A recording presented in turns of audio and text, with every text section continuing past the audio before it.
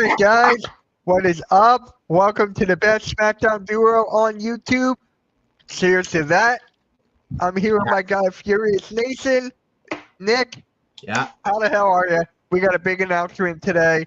We're gonna wait for more people to come on in so we can make that announcement. How you doing, man? How you doing? Well, it is Friday. Is another day, another Smackdown. We got the watch party. Smackdown was taped earlier in Bologna, Italy. I'm doing well though. I am looking forward to the announcement. Hint, hint. So it's a good one, and honestly, very proud when this announcement's made. You'll love it. I am too. I am too.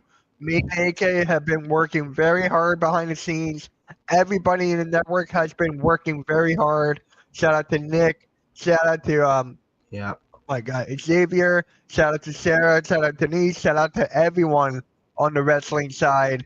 Could not have done it without everybody. And shout out to everyone in the network.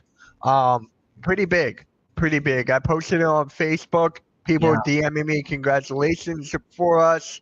Yeah. Did I ever give you the backstory on how Hardcore Sports Network started? No, I don't think you did. Here, I'm gonna go full screen here real quick on my computer, so I don't have to see the chat, so I don't get distracted.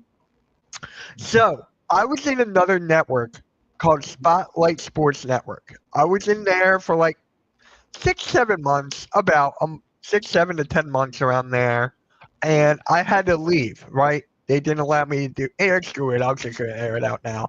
They wouldn't allow me to post a certain video on my channel, so I'm like, screw this. I'm out. Right? I'm out. I left that day. AK, the founder of Hardcore Sports Network, he actually called me right from there, and we were just chopping it up, talking football, and I was like, dude, I left Spotlight. I left Spotlight Sports. He's like, really? Because he knew how much I loved it and how much that meant to me at that time. I was like, yeah, man, they wouldn't allow me to upload certain kinds of content on my own channel. So he's like, oh.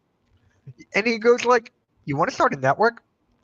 So from that day, Nick, when I left Spotlight, Hardcore Sports Network was born from that day on. And I'm like, one door closed, another one open. And then AK's the one who came up with the name, Hardcore Sports, because I was like, dude, we need a name for this thing, right? We need a name to start something big. And then he goes, Hardcore Sports. He said 5 seconds, less than 5 seconds. So then that day, I used to have this show called MK Q&A or MK Press Conference. Actually, it was like a live Q&A. I'm thinking about bringing that back. And I made the announcement right there and then. So from that day forward, Hardcore Sports Network was born. And guys, I know people are going to watch this back, so I'm just going to announce it now. We hit 1,300 subs, guys. The Hardcore Sports Network hit 1,300 subscribers today. Shout out to everybody, man.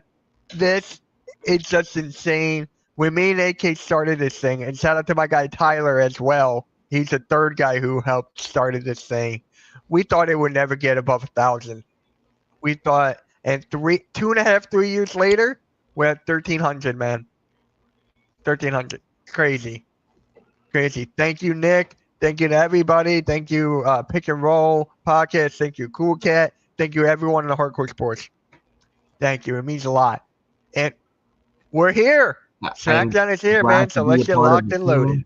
Yeah. Do you have something to say about the 1,300? Might I say I am glad to be a part of the team in this journey. Congratulations to the Hardcore Sports Network on achieving 1,300 subscribers. This isn't the end. It's only going to grow and get bigger from here on out. And I'm excited for what's to come in the future for the Hardcore Sports Network. And I am very excited to be a part of that journey.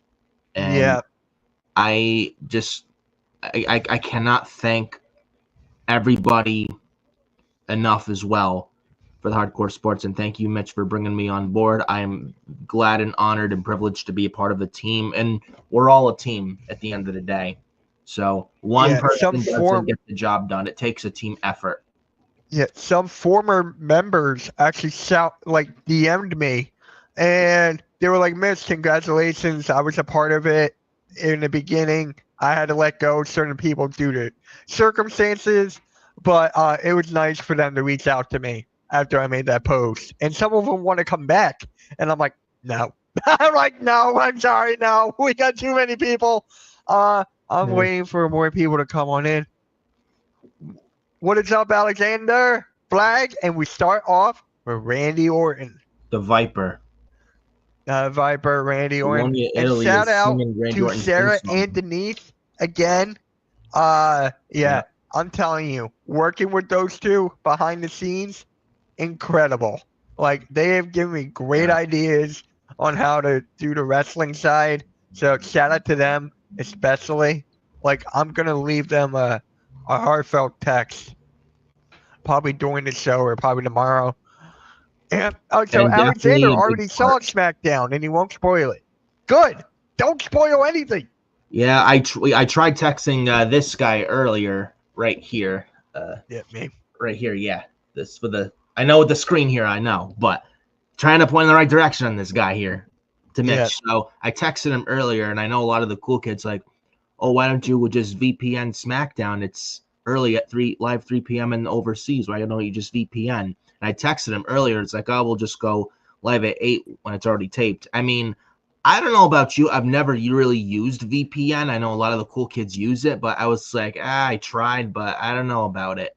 I'm I iffy about it. have not as well, and I had a stream at 4 o'clock, so I couldn't do it no matter what.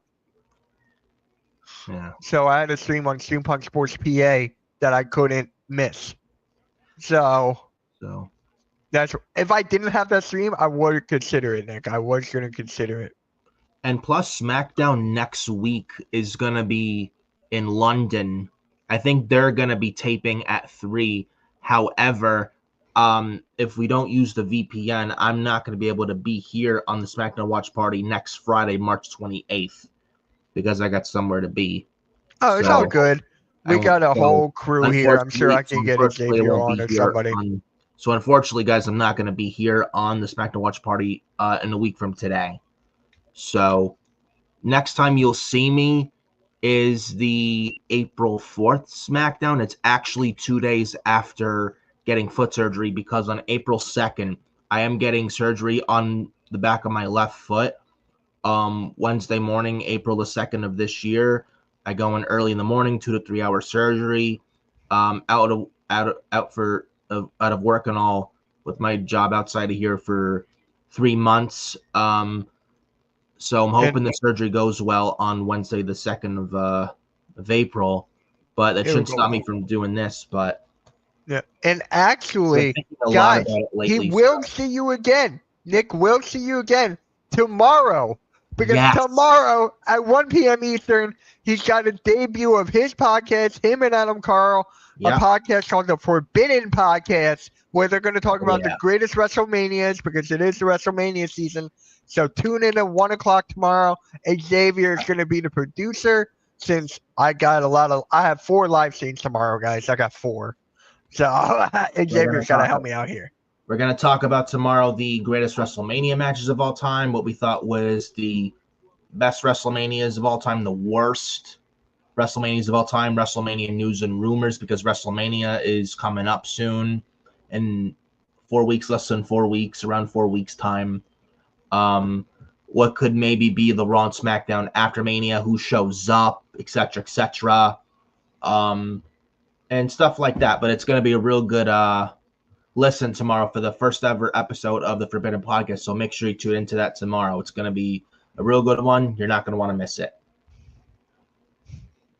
I can't believe Giants got Jameis Winston. Hilarious. Yeah, they didn't get Aaron Rodgers. Aaron Rodgers, I don't know where he's going because he left Pittsburgh. He was at the facility all day today.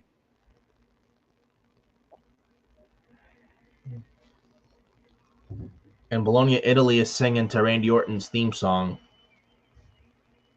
Mm-hmm.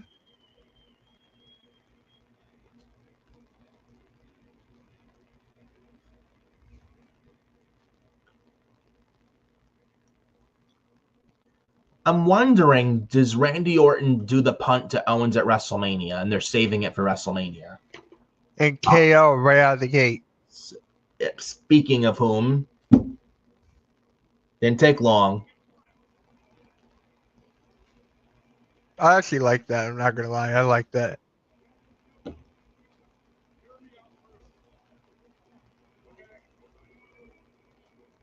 And Italy's booing Owens out of the building.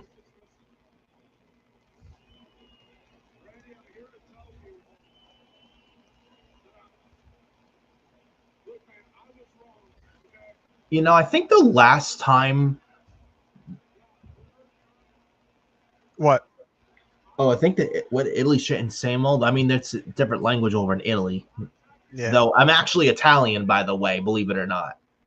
I honestly did not know Never that. been to Italy. I don't speak much Italian. I've never been to Italy ever in my life, though I'm Italian. One of these days, I gotta visit Italy. I've always actually wanted to visit the UK, like London, Dublin, Scotland, Wales. Never ever been overseas before those countries, man. It would honestly be a surreal experience to go actually see those countries. It would be I think it would be absolutely incredible. So one of these years, it's gonna happen. Just don't know when. It's on my bucket list. Sure. Yeah, I bet. Really quick, Cool Cat, we hit 1,300 subscribers today on the network. I gave you a shout out earlier. So I hit the wrong thing. Damn it. But yeah, Cool Cat, we hit 1,300 subscribers, bro. Thank you for everything. Like, you're my brother, man. Like, me and him, we started Cool Cat Mitch 3 years ago. So he's been with me since like the beginning, sort of. So shout out to Cool Cat, man. A hardcore sports OG. Yeah. There we go. So as I was saying, Agent, you're a part of Hardcore Sports yes. too. Congratulations to you. Yep, I know you haven't yes. started yet, but congrats, man.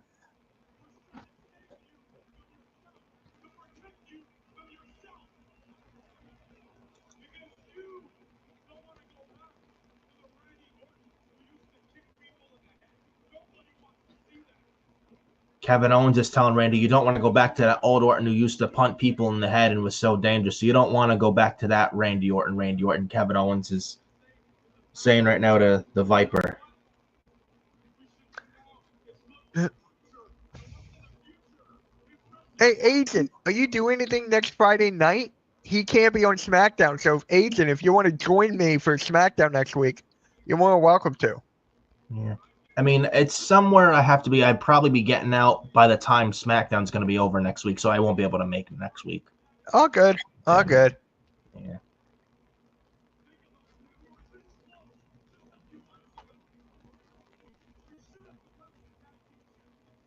Owens is bringing up that Randy, you know, we could have been a tag team, should have been tag team champions together. Yeah.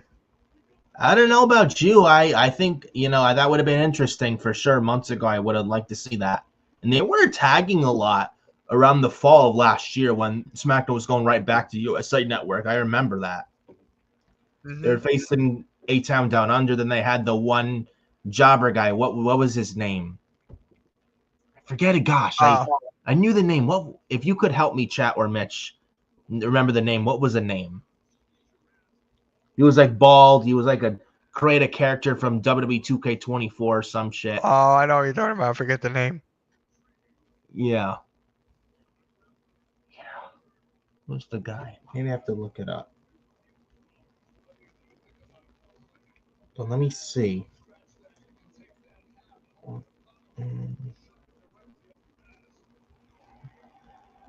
Randy telling KO he can take his apology and shove it up his ass. And no bleeping out here, people.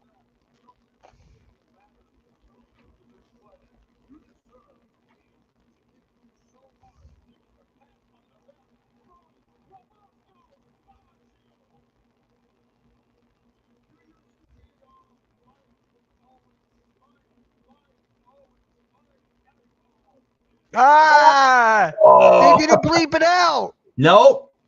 They didn't bleep it out. I love it. They didn't bleep out bitch. Netflix, you can learn.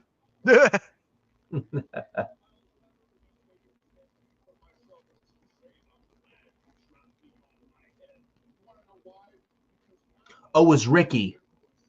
It was Ricky. Ricky who?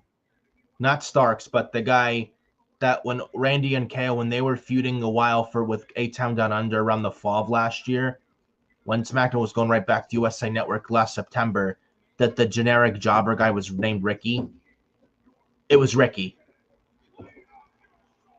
He was a bald, generic guy, generic trunks, and he looked like a creative character from you see in WWE 2K25 Community Creations. The guy's name was Ricky. When Kevin Owens was looking for a mystery partner against Waller and Theory, and it was Ricky, but then it was really everyone knew it was going to be Randy Orton. So that was in around September of last year, if I remember correctly. So at the time, Randy and KO as tag team champions, I would have had no problem with it, but they're rivals now, and I'm liking what they're doing with them on SmackDown currently. SmackDown's way too damn long at 3 hours. It's a chore at 3 hours, but one of the few good things on SmackDown these days is this, in my honest opinion, what Owens and Orton are doing. And surely that punt kick's coming at WrestleMania. I think they're saving that Randy punt for WrestleMania. Oh, they are. After Mania with Owens and Orton, I think that feud ends at Mania. What Owens does after, I don't know if they're going to have him out for a while, but that remains to be seen. If they do a draft after Mania this year, which is rumored, I think by PW insider Mike Johnson, what if they end this Owens-Orton feud at Mania? Randy punts Owens in the head, right? And we get a draft after Mania this year. Randy, I think, is going to stay on SmackDown. You send Kevin Owens to Monday Night Raw. Yeah. And and I think Sami Zayn probably stays on Raw.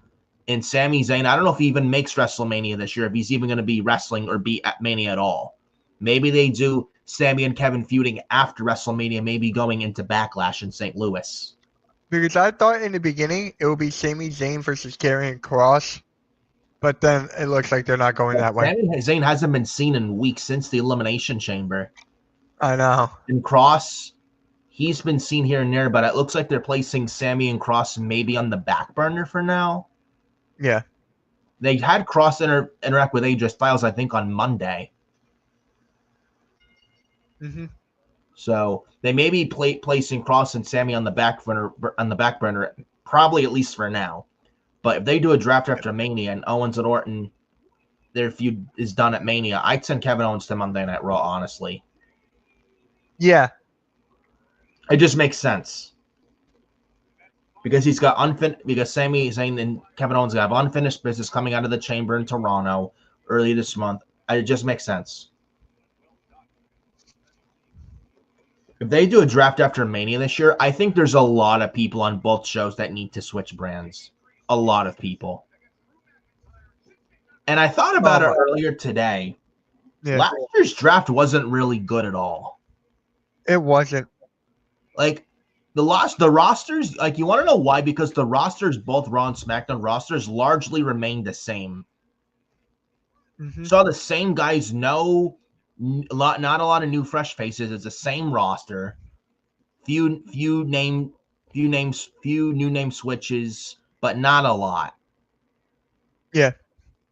And I feel like there's a lot on SmackDown, a lot of people on SmackDown and Raw that do desperately need a move to the other show, vice versa, a fresh new change of scenery and all. Like LA Knight, he could move to Raw. Yeah. He's done everything on SmackDown.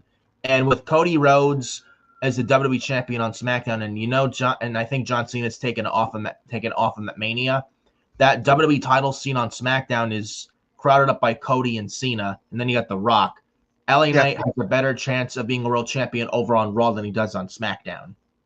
And LA Knight is bigger than the U.S. title at this point. I'd move him to Raw with a draft this year. Move LA Knight to Monday Night Raw. Whether he's U.S. champion or not. Who knows if they switch titles this year? I don't know. I was going to say, can you switch LA Knight and Braun Breaker? Can you go flip? Or the main Vicky. What's up, Vicky? Or LA Knight and Braun Breaker may not even be mid-card champions coming out of Mania. Maybe we get Penta's Intercontinental Champion. LA Knight or Jimmy Uso's U.S. champ. Maybe LA or Jimmy, whoever's U.S. champion, moves to Raw and they move Penta to SmackDown, which I won't spoil it, but they had another vignette, an orange sky vignette with a luchador mask in the vignette. I might as well say it. And actually, and they broke, and Sean Ross Sapp of Fightful broke the news in Spanish and in English. Rey Fenix officially signed today with WWE. Signed the contract. He is in WWE now officially. Is Rey Fenix, and it said he's going to be on the SmackDown brand. I love it. I love it. So do I. And we actually have a question here from Vicky for you. Hey guys, what's today's match card in the main event? What's the match card for today? Well, they got Piper Niven, Zelina Vega mid. They got the CM Punk, Roman Reigns, Seth Rollins thing. I heard is the main event segment for tonight. Okay. We got hey, I'll be right back, okay? I just gotta do something. I'll be right back. Yeah. I think you got Braun Strowman and Jacob Fatu tonight.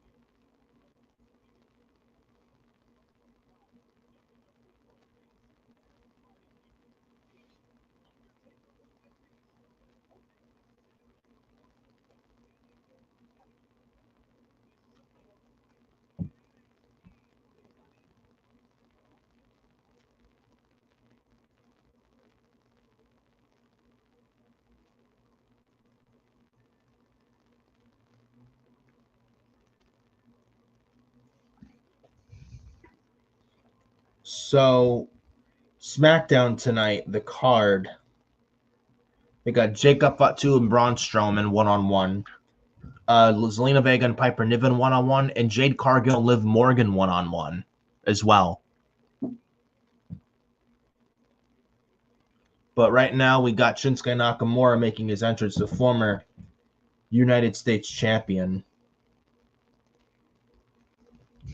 Had Damian Priest made his entrance earlier before the commercial break hit as well. Yep. This is a tag team match, I think. It is. Yeah, Damian Priest and Jimmy Uso versus Shinsuke Nakamura and Drew McIntyre. Yep. I wonder what they do with LA Knight for the U.S. title at WrestleMania. The only thing I can think of is LA Knight and Jimmy Uso. Right. I think that's the match they do. And maybe they give Jimmy the title at WrestleMania. Honestly, that's what I would do. Move LA Knight to Raw with a draft after WrestleMania this year. Move LA Knight to Raw. Put the U.S. title on Jimmy Uso at WrestleMania. Honestly.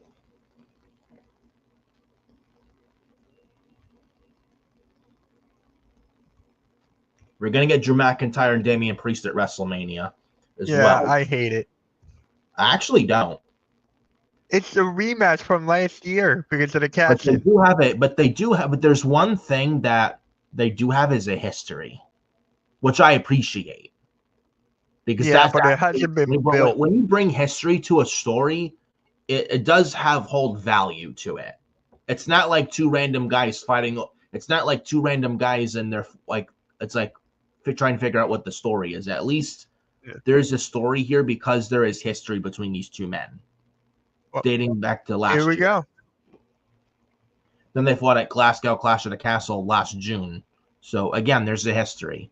And after the segment they had last week, which I enjoyed, I actually don't mind this match at WrestleMania. I don't. And they probably don't have this be a one and done at WrestleMania, to be honest. Nah, it's gonna be best of 3. Yeah, I could see that. Who do you think is gonna win this match? I think Priest and Jimmy. I think so. Priest What? and Jimmy Drew win. would get a full roll up again. No, I think Jimmy and Priest win, but Shinsuke eats the pin. I think it'll be funnier with the fruit roll up. Nah. Well, I mean, either way, I think Jimmy and Priest are winning this match. Yeah, they are. I agree with you on that. Yeah, it's just like how the finish is gonna happen. But I think Shinsuke Nakamura is going to eat the pinfall, though. I can't see Drew eating the pin here. Not with him feuding with Priest right now, going into WrestleMania.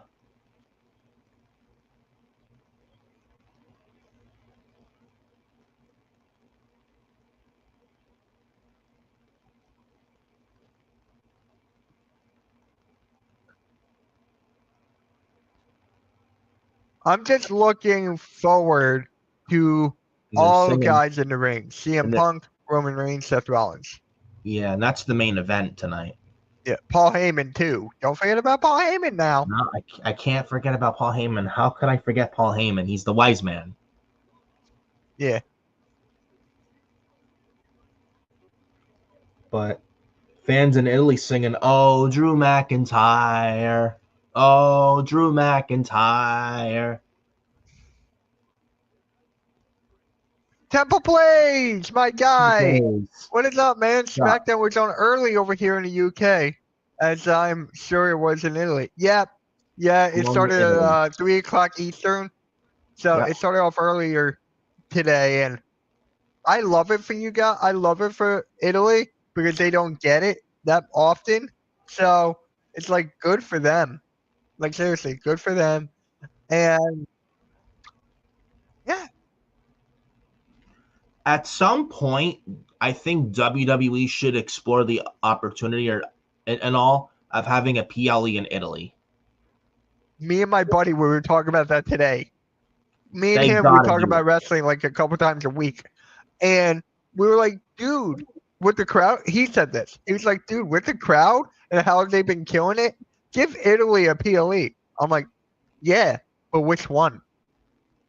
And then we just came down to, it wasn't Backlash because that's always like on away. Yeah. Which PLE would you give them? That's a good question. I would not give them a WrestleMania. Not yet. That's me. Maybe next year's Elimination Chamber? That's a good one. I was going to say... have it in Rome, Italy. I was going to say Royal Rumble. Oh, Temple Plays Bash in Rome. That works. Yeah. That works. At some point, but probably not this August because I think August 31st they have Clash in Paris, and I think around that time going into that PLE August 31st on a Sunday this year. Give me a second up here. They're on the next UK tour as well, so they'll have some Raw and SmackDown shows. The last one's going into Clash in Paris this August 31st. Then they have the September 1st Monday Night Raw this year. I think they're going to be in Paris as well. That's going to be, I think, live in like the afternoon sometime, like 3 or 4 p.m. on Netflix as well. But they have but the next time WWE has their UK tour and all is this August, around like mid-late August. Around that time, I think they advertised the SmackDown show, that UK tour, I think in Dublin, Ireland. They did. And the funny thing is, the Irish wrestlers they have currently in WWE, there's none on SmackDown, and they're all on Monday Night Raw. Lyra Valkyria, Sheamus, JD McDonough, who's currently injured, Finn Balor, and then Becky Lynch, who I think signs a new contract with WWE and is not going anywhere. And I think she's staying with WWE. They may even save Becky Lynch. If they don't do Becky and Lyra for the women's IC title at WrestleMania, they may be saving Becky for the Raw after Mania. Maybe they start that build that. Maybe they do Becky and Lyra for the women's IC title.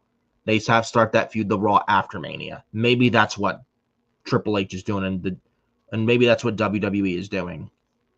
So, and there's about 4 weeks left of Mania. Can you really build Becky and Lyra and sell people on Becky and Lyra in just 4 weeks? A feud like Becky and Lyra, I think deserves more than 4 weeks of build.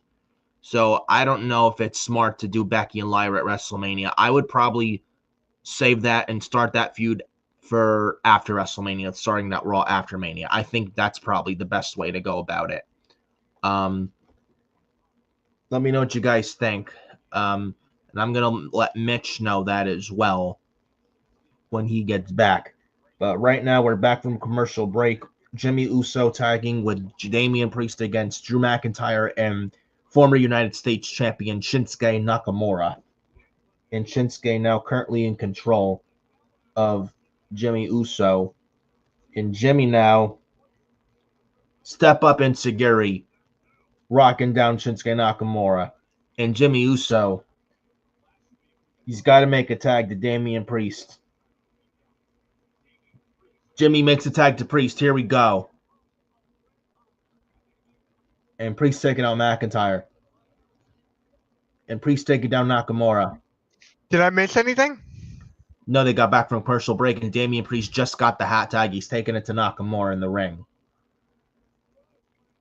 But speaking of hot tag, shout out to Hot Takes and Headlocks. I don't know if you saw that episode, Nick, but it was good. I watched it back this morning. It was good. Really good stuff between Xavier and Joe of Hot Takes and Headlocks. If you haven't checked it out, guys, please highly recommend you go check it out. Really good listen. Two really good guys who know their shit and having a really good discussion, and good team with Hot Takes and Headlocks, and definitely they have some good takes and all. It's just I would recommend checking out. I think it's worth it. Here's another thing too. This is what they did, and I like it. They take a movie. Wait, is that over? No. They take a movie and the cast and replace them with wrestlers. So I like it. Like next episode, Xavier posted this in a group chat. Let me see this real quick. Big Jim. So we Waterboy, Step Brothers, and Benchwarmers.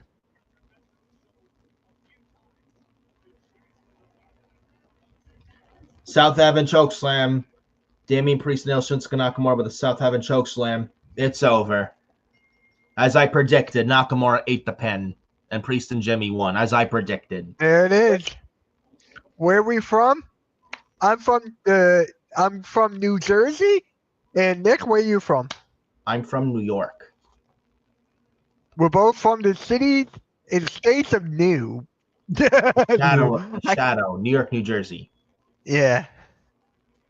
And Priest and McIntyre beating the crap out of Damian Priest. So yeah, you're right. Shinsuke took the pin. Yeah, and Damian Priest, Priest grabbing McIntyre by the throat with both hands, but McIntyre slamming Priest's head face first, like back of his head first on the mat. And Drew is just clobbering away at Damian Priest here.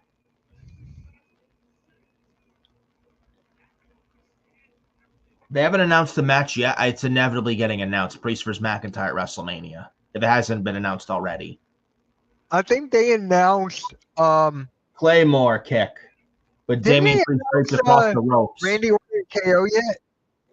I think they announced it. Yeah, I think I missed that part. They announced it. Yeah, Orton and KO is official for WrestleMania in Las Vegas. Awesome, Vicky. That is totally awesome. I am from PK. PK Vicky, what does PK mean?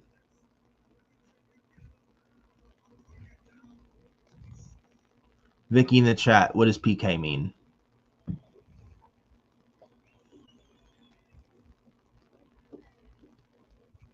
Look at McIntyre now. Looks like a man possessed. If I'm booking Priest and McIntyre at WrestleMania, I'm having McIntyre go into this match and absolutely just squash Damian Priest in less than 3 minutes. She's from Pakistan. Pakistan, oh.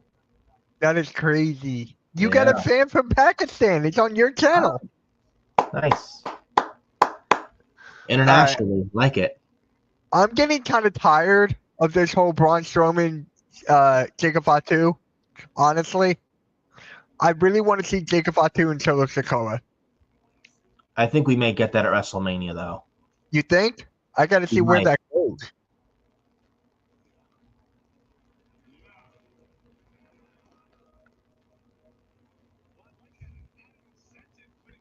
So, well, you were gone for a little while, Mitch. I discussed this right here.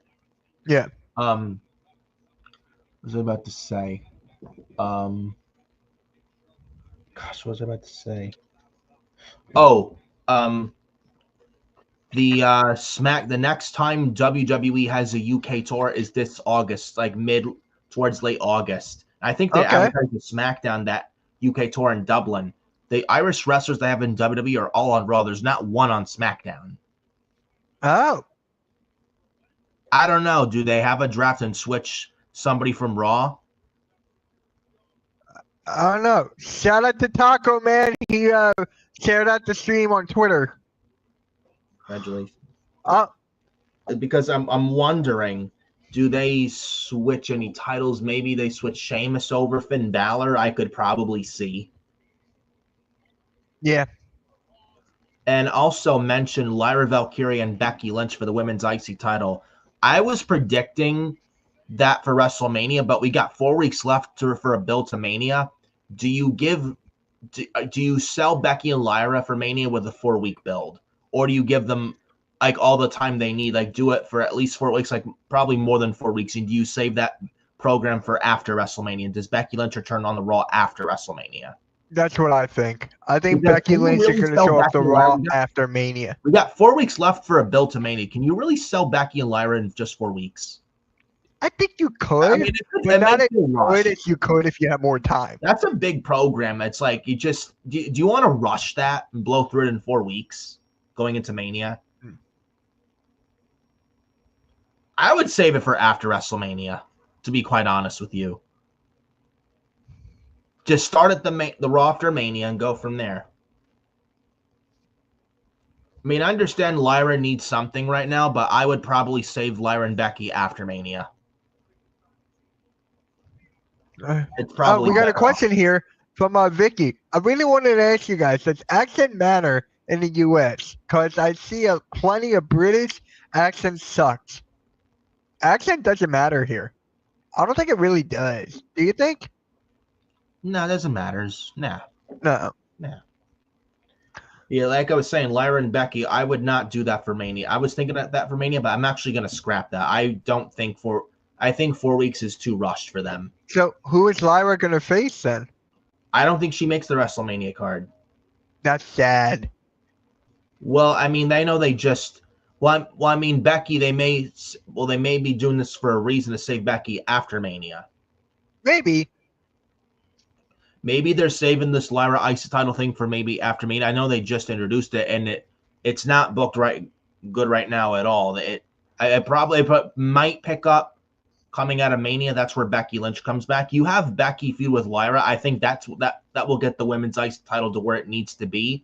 And I don't know if it's smart to do it now with just 4 weeks left to build for Mania. I don't know if it's a good idea. Can you sell Becky and Lyra in just 4 weeks? Or do you do it for maybe more than 4 weeks, like 6 weeks tops? Yeah, Vicky, that's what we're discussing right now. When is a good time for Becky Lynch to return? Raw after Mania. Raw after Mania. In Las Vegas. That is a hot crowd, that Raw after Mania. Every single year is a hot crowd. That's the perfect. I think that's where she is back. That is the best Raw of the year. Do you agree with that? It's the best Raw of the year. Yes. Usually it is. Then Vince killed it, but then Last year's, though, it was all right. It was much better than the Raw after Mania 39, which was one of the worst. Remember that? When they had Brock F5 Cody and give the double middle finger to Cody Rhodes with Brock Lesnar. That Raw was so fucking bad.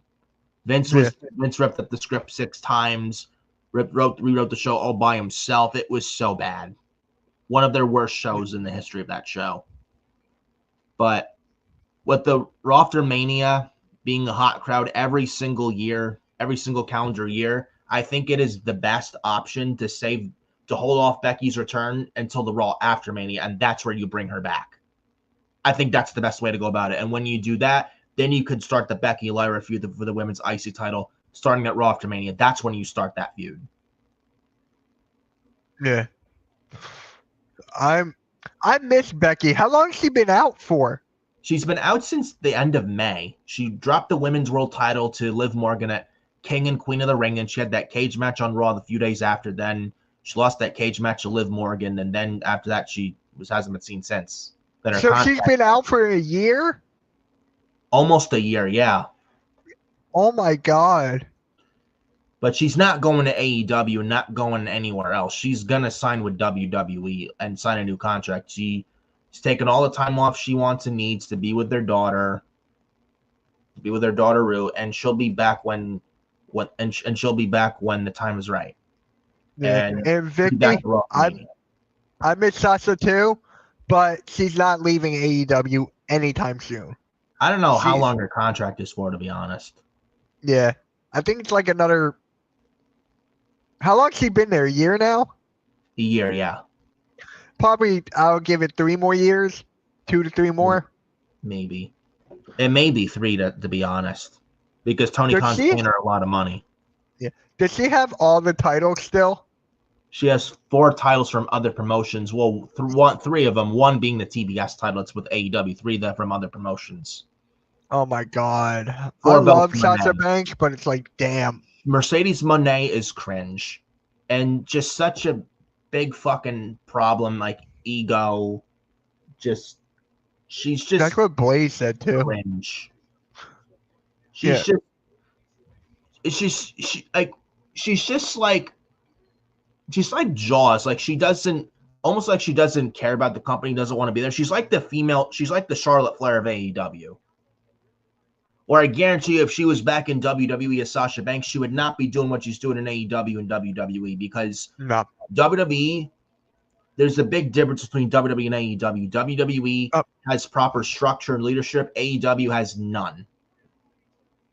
You know, inmates run the asylum in AEW. It's a free-for-all over there. There's no rules.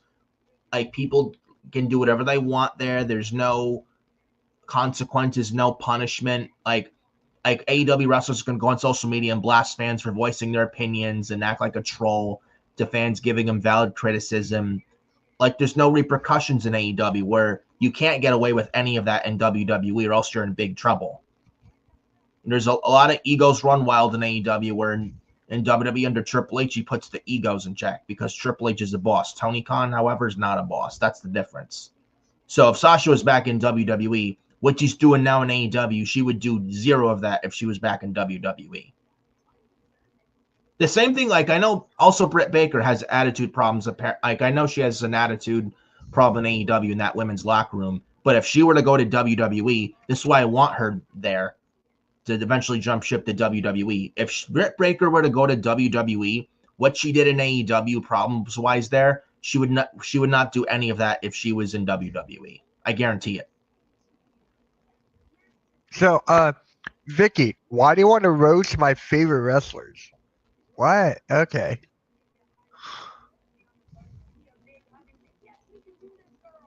Yeah, Charlotte and Tiffany via satellite.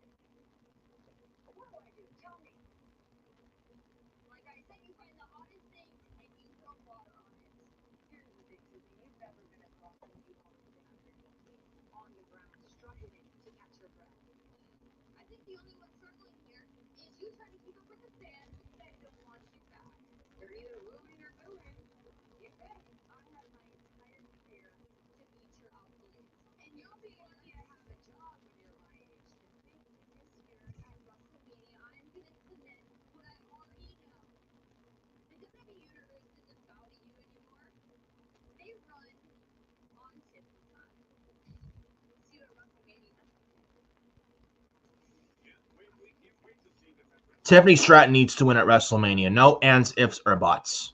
Yeah. Nobody wants Charlotte as champion. Nobody wants Charlotte on television. Nobody. Who in their right mind wants Charlotte on television? Not me. Not me at all. Yeah, it's getting kind of annoying. It's the same old shit with Charlotte. The same character, no change. The same character she's had for a decade. We got Jacob Fatu. And Charlotte's go away heat. People don't want to, legit don't want to see her. Like Charlotte could leave WWE tomorrow, and I would not miss her. Hey, Braden. All right, Vicky. My favorite is Jacob Fatu. Have fun. Top roasting Jacob Fatu. Oh, no.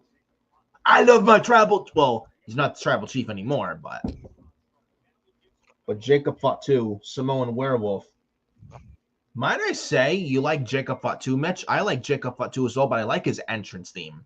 Yes. You know what I was just about to say? I'm not going to lie. When I get WWE 2K25 and when you get to create your own superstar, that's my entrance.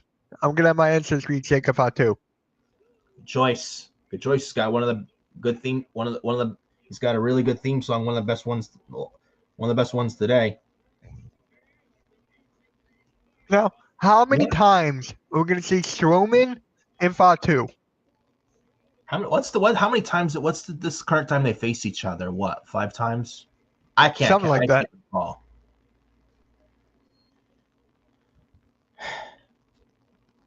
I don't know, but Jacob Fatu's on the TV. I like that.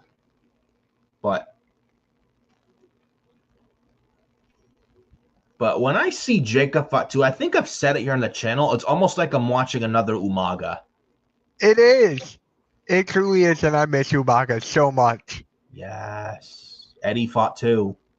Rikishi's brother. And he was a big advocate, supporter for the Usos. Was Umaga. And it was said he was a really great, nice human being outside the ring, outside the Umaga character. He was a really nice person, like down to earth. Mm-hmm. Yeah. It's such a shame that he went so soon. And he was gone, and he went way, way too soon, and he should still be alive today. I miss him so much. And so underrated in the ring. Battles with John Cena, Triple H, Jeff Hardy, Shawn Michaels, Batista, etc., etc. The guy was so good in the ring. Like, he could sell you on a program. He could sell you on a rivalry. He was so legit. Like, he could get you to hate him so much that he'd get the guy feuding with to really get sympathy for. That's how good Umaga was. Yeah. Mitch, you aren't getting it. I said, why Fury roasted over Sasha? We both love her. I roasted Mercedes, not Sasha. Yeah, I know. It's two completely different characters. Sasha Banks, Mercedes Moné, who? Yeah. But yeah. You know who passed away too soon like Umaga? Who I wished I would have watched when he was alive. Like, I wished I would have watched like 04-ish when he was alive. Eddie Guerrero. Latino Heat. He was so good. I talk about a total package. He had it all. Eddie had it all. Charisma, look, in-ring, promo ability, you name it. He check-marked every single box of what a star should be. And he was the total package, hands down. A lot of classic moments. And he went like Umaga, he went way too soon. All right. Our favorite themes in WWE of all time or right now? If you're talking about of all time, I'm going Kane's Slow Chemical theme by Finger 11. That's the best one, in my opinion. That theme was so badass when that music hit during Kane's prime years in WWE.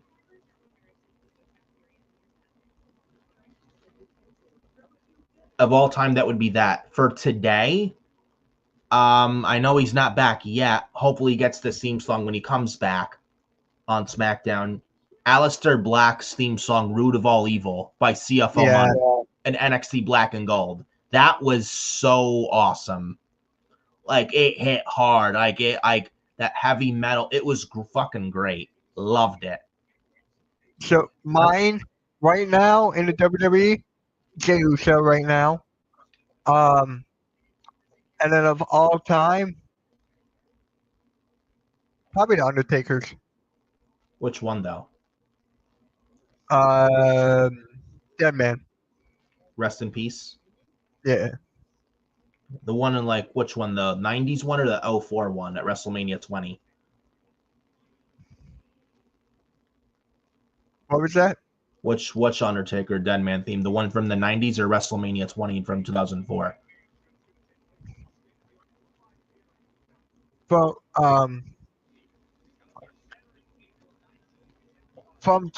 WrestleMania 22. Yeah, or the same thing from WrestleMania 20. He had that same theme song from WrestleMania 22 as well. Yeah, that one. Yeah. They're showing Caesar's Palace, the home of WrestleMania 9, which in my opinion was one of the worst WrestleManias. They had Yokozuna beat Bret Hart for the WWF Championship, then Hulk Hogan came in and took the title right off of Yokozuna immediately after.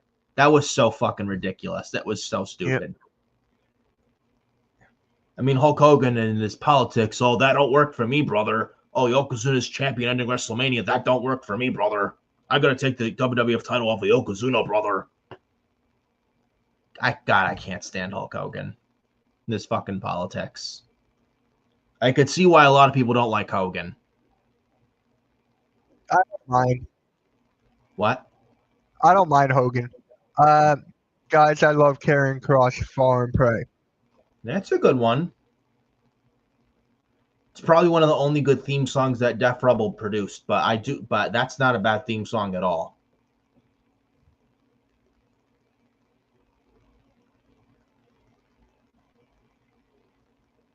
Johnny Gargano, Rebel Heart by CFO Money. That's a good one. Tommaso Ciampa, No One Will Survive by CFO Money. That's another good one.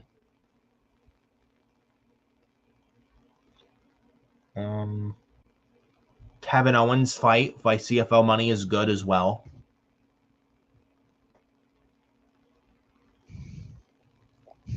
Again, I'm getting tired of this.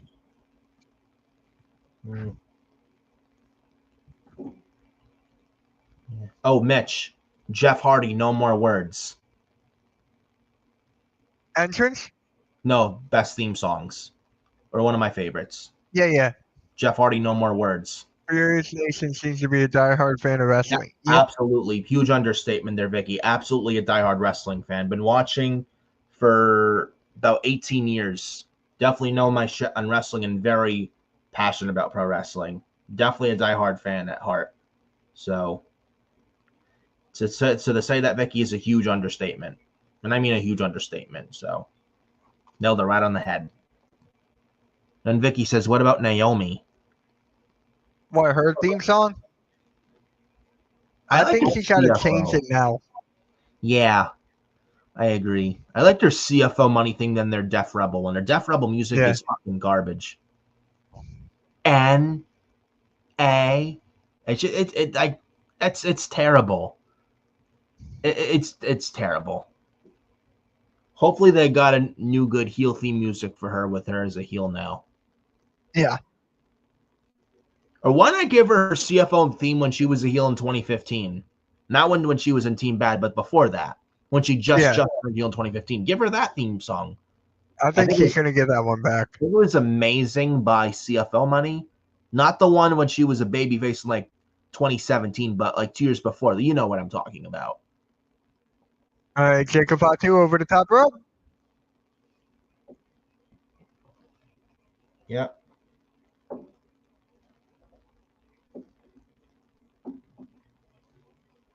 But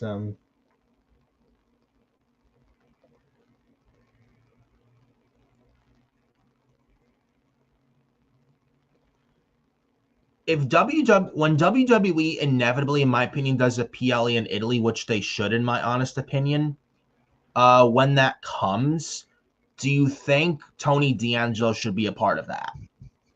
From Tony D'Angelo from NXT.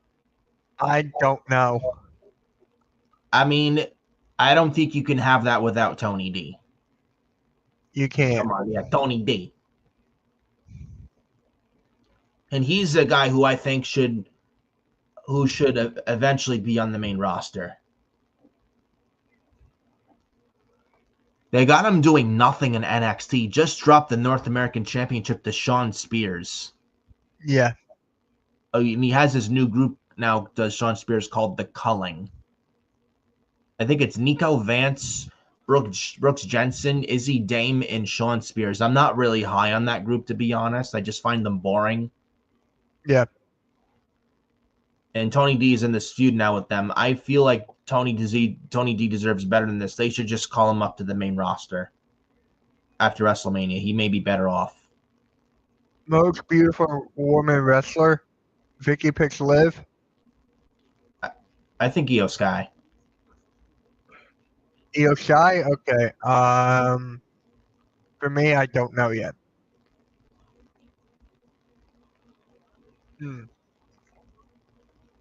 I gotta go with Rhea.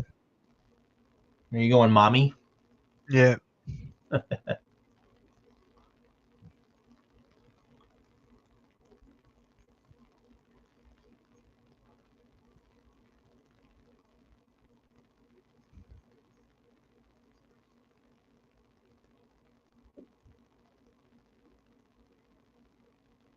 All right, we got picture in picture now. Yep.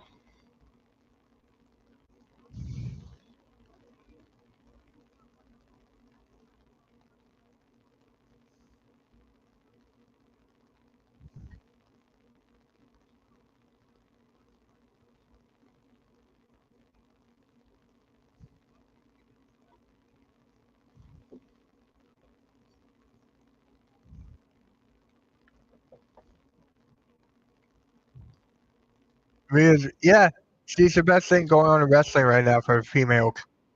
Yeah, absolutely. So, actually, thank you for bringing up Rhea. Actually, me, but on Queens of the Ring, I had to fill in for Denise. But Sarah's, I asked her who has the biggest pop. You know who she said? What'd you say? Rhea. Hmm. She said Rhea Ripley has the best pop.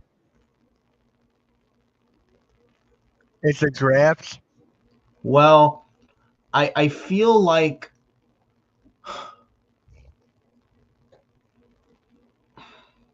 you know what my honest take on it is, they need to like I know Raw, like there's Raw and SmackDown, like one's the A show, one's the B show. I feel like with drafts they feel like both rosters feel very not balanced at all coming out of them. Like one looks better than the other, and like one year than the next year is different. Like both rosters should feel even and balanced. I feel like with the today's roster on Raw and then SmackDown roster, very unbalanced. I feel like there's a lot more heavy hitters on Raw and very little on SmackDown, and I think that's a problem.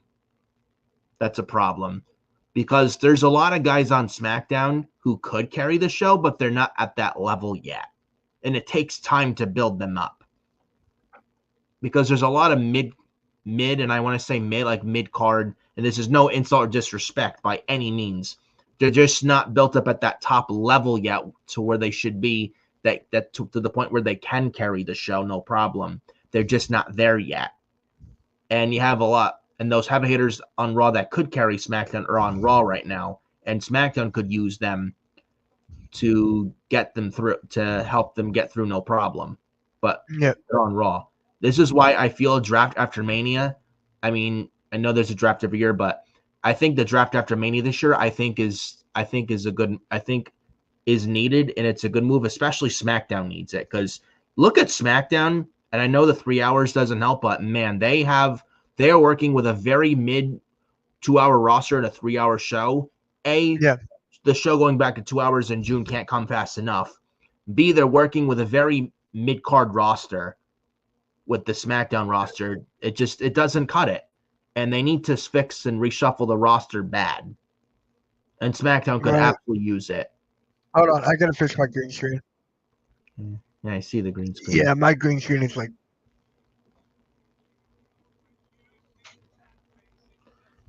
And Vicky in the chat says Survivor Series is awesome with NXT. Yeah, I remember Chicago. That'll do for now. There we go. What'd she say? She said Survivor Series is awesome with NXT. Yeah. Yeah. Remember when NXT took over with Triple H? Do you remember that? I do that Survivor Series 2019 show in Chicago. Yes. Keith Lee and Roman Reigns went at it. Yeah, the tank. Yes. Yes. The SmackDown before in Chicago.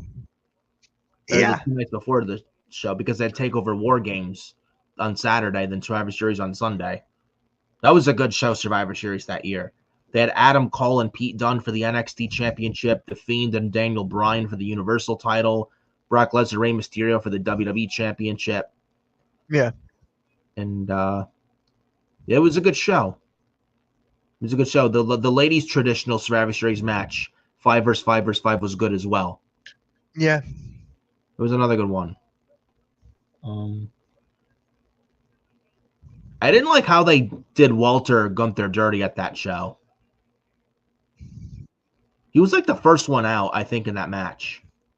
Yeah. How much longer is this match going to take? Because I feel like we're seeing the same things over and over and over and over and over again. Well, this shit has to lead to Solo versus Jacob at Mania. Has to be. Yeah. What do you think about Mania being 2 nights? I love it. I thought it was great. Great idea. Because now you're going to let the matches breathe, spread out. Mania was it when it ended at 1 a.m? Like they had like so many matches on the card. I was at WrestleMania 35 in MetLife Stadium in New Jersey. Solo. Okay. DQ finish. Maybe we're gonna see. A DQ. I think this is where we're gonna start.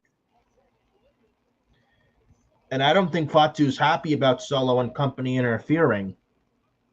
Yeah. I don't think Jacob Fatu even wanted Solo Sikoa's help to win this match tonight against Braun Strowman.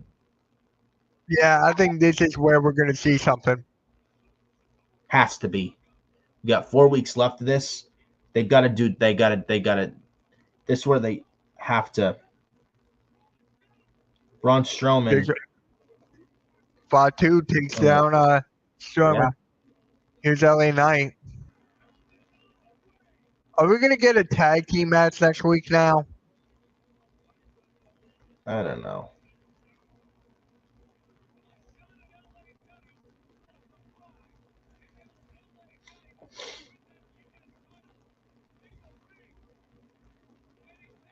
Or maybe we get Fatu Solo.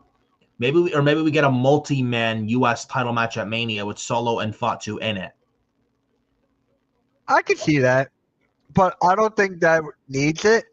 But no, I don't think so either. I would much rather a one-on-one. I do Solo and Fatu one-on-one, and LA Knight for somebody else one-on-one, preferably Jimmy or Carmelo Hayes or Jimmy Uso. Though Carmelo Hayes with the Miz, but I would say Jimmy Uso.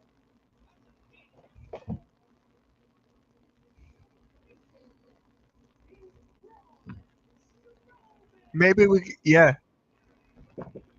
see Strowman versus LA Knight for the title. I wouldn't mind that. I don't know. I don't think Braun Strowman would win it. I don't know how I feel about that.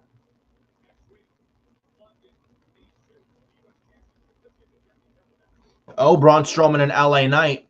I think it was the #1 contender match. Braun Strowman and LA Knight next week for the United States Championship in London. That's okay. Now we know LA Knight's probably going to win. Yeah. Because LA Knight's going into WrestleMania as the United States champion, no doubt about it. I would do LA Knight versus Jimmy Uso at WrestleMania for the U.S. Championship. I think that's the way to go about it. And you do Solo and I Jacob agree. by themselves one-on-one for WrestleMania. Just think about this, right? Think about this. Liv Morgan may not even be on the Mania card. I know, but I mean, not everyone has to be on the show, though. That's the thing. I understand some people feel like that, but not everyone has to be on the show. Only the important things on television belong on the show. And this is what Triple H did when he ran Black and Gold NXT. Only the important stuff made it on the takeovers. He had like 5-6 matches. That is why you take out the Raw Men's Tag title and put the Women's Tag Team title in there. With the World Tag Team titles, not the Raw Tag Team titles. It's the World the Tag Raw ones, because they're not even going to be on Mania. Wait, Huh? Okay. So you take what off the card, right? Yeah. Which the Raw Tag Team? Yeah, they're not going to be on the card. They're not even going to be on the card. So why not put the women's in that spot? But you got other bigger stories on this card. Do you really want to add an extra that doesn't need to be on the show, and then it gets forgotten about the next day? You don't want to stack up the Mania card too much, though. Use like 8 matches tops for each night. I don't know if adding a women's tag title match is going to be too much, though, because you got wait, who's Piper Niven fighting? Piper Niven versus Zelina Vega.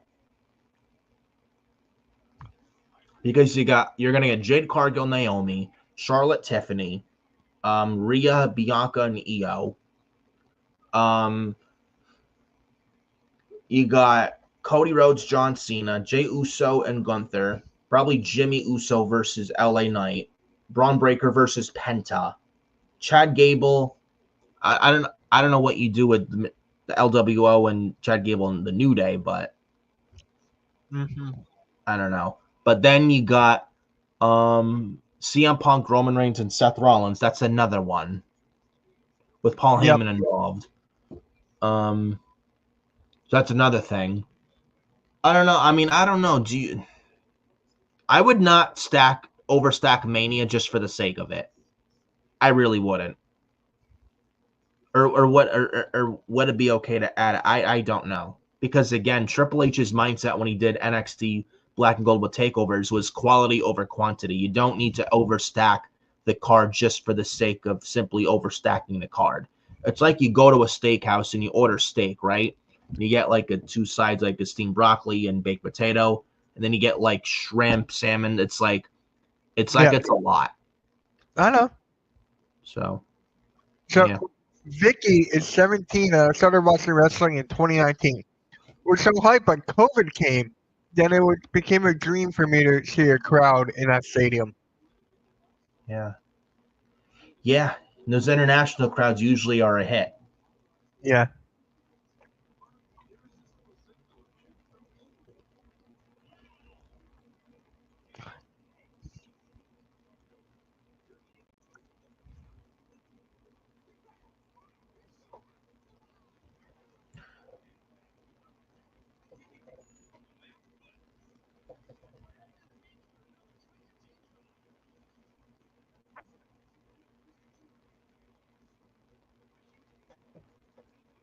You know what could make WrestleMania better?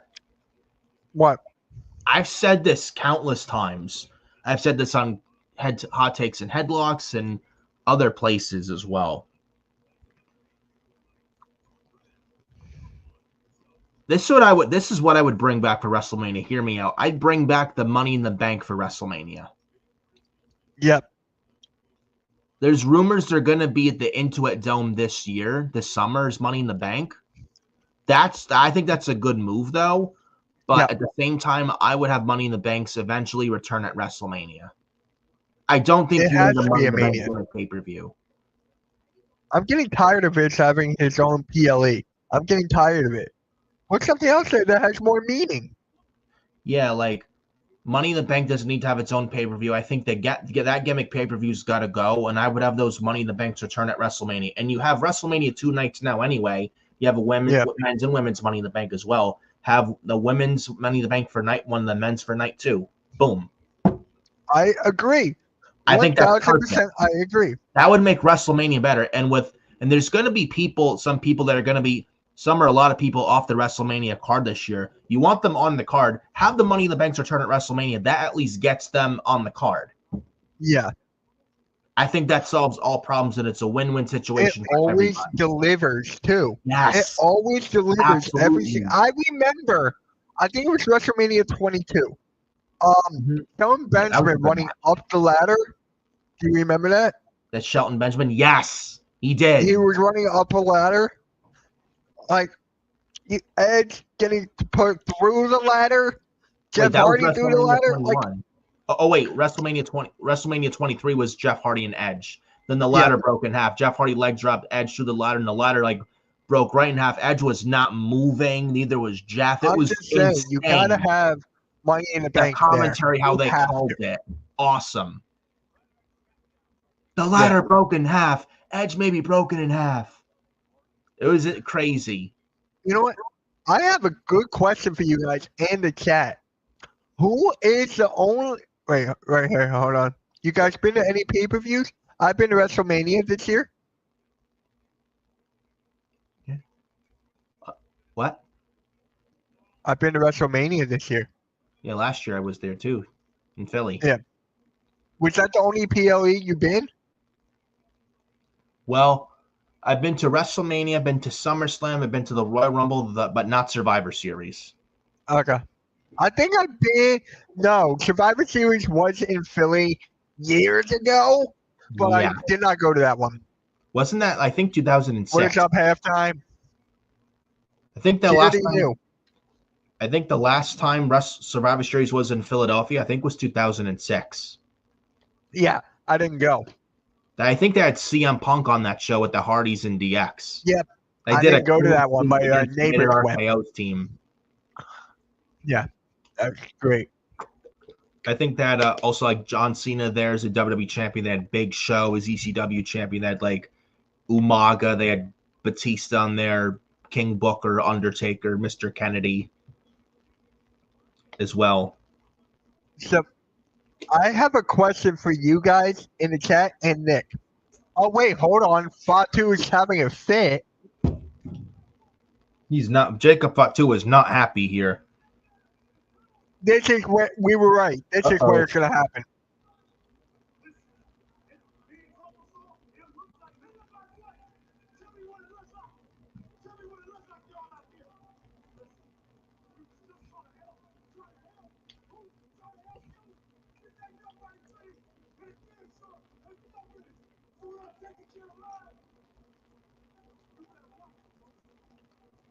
Yeah, there's a start. Yeah, that's the tease. Solo versus Jacob at Mania. Book it. Yeah. So here's the question I want to ask you guys in the chat and Nick. Who is the only women's who's the only wrestler that's undefeated at WrestleMania? This wrestler's 4-0. RVD. You got it. It was RVD. Yep. RVD. Rob Van Dam. I thought it was Rey Mysterio. At first, I thought it was Rey, but no, it was Rob Van Dam. Yeah. Yeah. But you mentioned the WrestleMania Money in the Banks. Another classic one was Rob Van Dam. 2022. Yeah, Rob Van Dam. WrestleMania 22. Yeah, he the one of them was he did not the five-star version of the frog splash onto Finley off the ladder in the ring, but he did it. Yeah. That and when he pushed Shelton Benjamin and Matt Hardy off the ladder over the ropes and crashing down to the hard flooring in the ring outside the ring. Yeah. How RVD won. That was crazy. Mm-hmm. WrestleMania 21 had some good spots with Shelton Benjamin, Edge, and Chris Jericho. WrestleMania 23, obviously Jeff Hardy and Edge. There was another one. I think WrestleMania 24, Shelton Benjamin got dumped off the ladder and threw a ladder on the outside with the barricade and the apron. Is Bianca undefeated at Mania 2? Yes. Okay, I was only talking about male because I did not know Bianca was undefeated. Yeah, on WrestleMania, yes. Yeah, WrestleMania 24's Money in the Bank. Shelton Benjamin was on the top of the ladder. He gets dumped off the ladder, down over the ropes, crashing down through a ladder set between the apron and the barricade, and Shelton was taken out of the match from there. Yep. Shelton Benjamin diving off the ladder, WrestleMania 25 Money in the Bank. Shelton was on the outside, climbing a huge tall ladder on the outside, taking out most of the participants. I think it was in Houston. Mark Henry, World's Strongest, slamming Kofi Kingston on the ladder at WrestleMania 25. When Kofi tried to run up the ladder, grab the briefcase, but Mark Henry caught him with the World's Strongest slam on the steel ladder.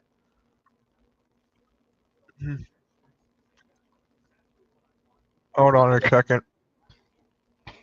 Trying to fix something here. All right, I'm good. Chamber on WrestleMania. And imagine having Elimination Chamber on WrestleMania Day 1.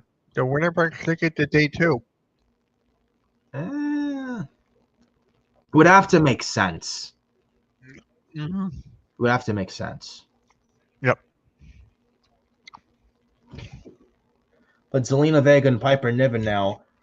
I feel like Zelina Vega's decent, but she's better as a manager. I can't buy Zelina Vega as like a champion. I don't think it's believable.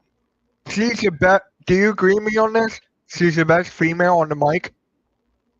Who's better than her on the mic? Well, I could probably. Who do you think's better than Zelina Vega on the mic? Who do I think Zelina Vega? Who do I think is better? No, who do you think is better than Zelina Vega on the mic? Yes, because Zelina Vega, low key, she can kind of like good promos. Nah, not doing it for me. You know who could? Who? Roxanne Perez. I haven't really heard of her promos that much, so I can't really say. She's a good promo. Roxanne's a good promo. Favorite promo. Roxanne. Who else? Don't say Charlotte. Bianca's a good one. Okay. Charlotte is not a good promo. The robot. Yeah. She sounds like an android. Charlotte sounds like an android too. Yeah. You know who's good? I wish he was still in the WWE. Sasha Banks. Yes. Absolutely. So you got her. Chelsea Green, I'll give her the nod. Well, I'll give her a nod. I'm not the biggest fan of Chelsea Green, but I'll give her the nod. Becky Lynch is okay. She can talk. I mean, sometimes it's cringe, but she's not bad. But Bayley isn't bad.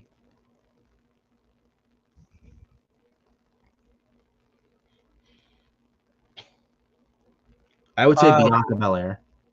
Okay. Rhea I'm going to Ripley's throw a couple more names. Rhea's a good one. Rhea, yes, of course. Don't forget about underrated Bayley. Yeah, Bayley's not bad on the mic. Underrated. I'll give her underrated. Alexa Bliss. As the underrated. goddess. As the goddess, not as this one. Trying to think who else.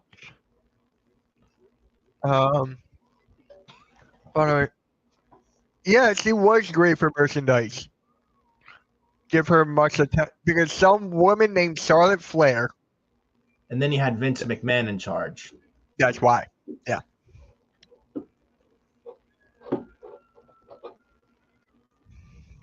Imagine if Charlotte Flair left WWE for AEW and was in that same women's locker room in there in AEW with Sasha Banks or Mercedes Moné. You know what? Britt Baker gray on the mic. Yes. Britt Baker gray on the mic. Yeah, she's not bad at all. I'm trying to think who else. Who else is another good one? Remember Cameron from the Funkadactyls? Yeah. I'm not saying her, but I'm just saying that name came to mind. It's not her. No, I was just saying AJ Lee. AJ Lee, yes. Yes. Nikki Bella, underrated? Nikki Bella, underrated? Not really big Bella's fan. I love Bellas, dude. AJ Lee, Mickey James. Yeah, she's a good promo. Yeah, Mickey James is a good promo. guys, you think there will ever be a men and women? No. No, Versus, nah, I don't think there'll be a division, but nah. with the game having a intergender matches now, I can see a match happening soon. Rhea and Dom. Yeah. I wish I could have said no. I wish I could have said Nia Jax, but that's a no. Yeah.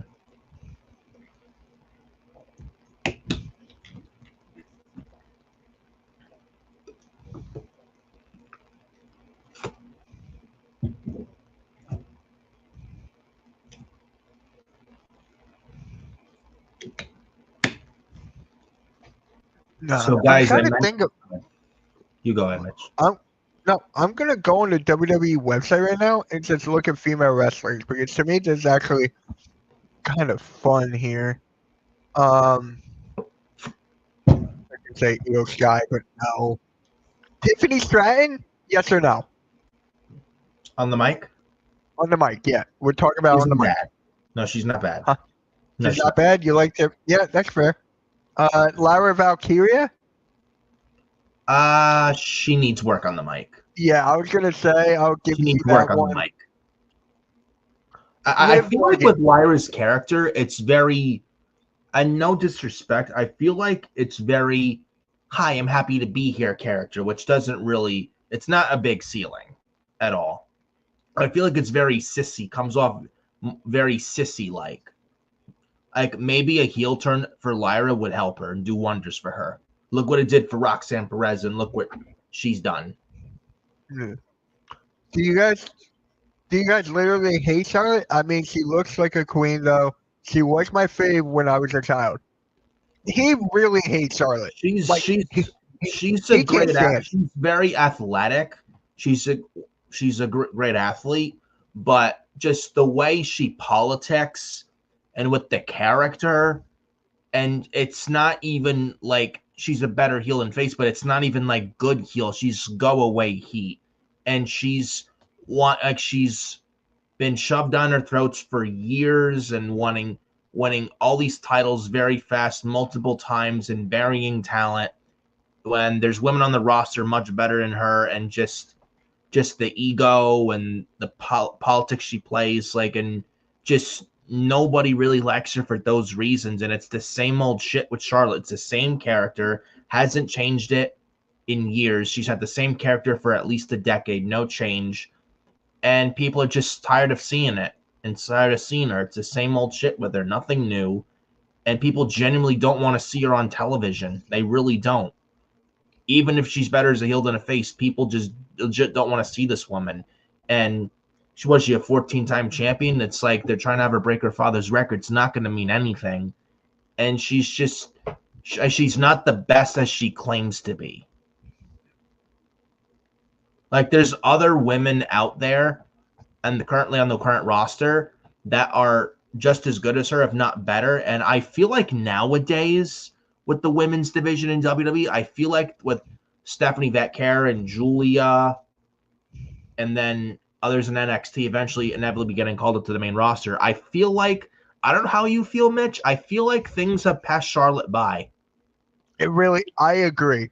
I agree with that. I was going to say that the other day, or I was going to say that a while ago, because my buddy, he had a very good point. Charlotte Flair may be at the top, but with the talent right now, can pass her like that. It's like the competition right now is at the top notch. And likely passing her, because there's Yeah. a lot down there that are going to get called up. Jordan Grace, Stephanie Vetcare, Julia, Zarya, Sol Ruka, Lola Vice, etc., etc. I'd even put Fallon Henley in there. Bro, but it's because of the creatives, yeah. I mean, yeah, that too. But I mean, Charlotte could at least do the right thing and go to Vince at the time and say, Vince, you know, this girl is red hot. I think it's right. I put her over. But no, Charlotte didn't do any of that and doesn't. She never did business. Really. I kind of underrated for the mic. Underrated. I'll talk about that question in a minute for the favorite match of all time. Underrated female on the mic. Naomi. Yeah, she's good on the mic. Underrated because look what she did a couple weeks ago. Yeah, she had a really good promo. That really helped her stock. That really helped her stock. Jade Cargill, I should have beat her down even harder. I should have dropped her even harder because Bianca, you're nothing but an ungrateful bitch. Get back here, you ungrateful bitch. It was great. You know Jade Cargill just stormed down and just beat the shit out of Naomi. That's a Jade Cargill we need to see, not this shaking little kid's hands in the front row. We need to see kicking ass, badass Jade Cargill. That's how Jade Cargill should be booked. You know what's funny though? When someone turns heel, they're better on the mic. Not all the time, like not like 75% of the time. Once they turn heel, better. Okay. Yeah. All right. No, Asuka's the best under the mic. No. That's like saying Io Sky. Well, she does cut a good Japanese promo, does Io Sky.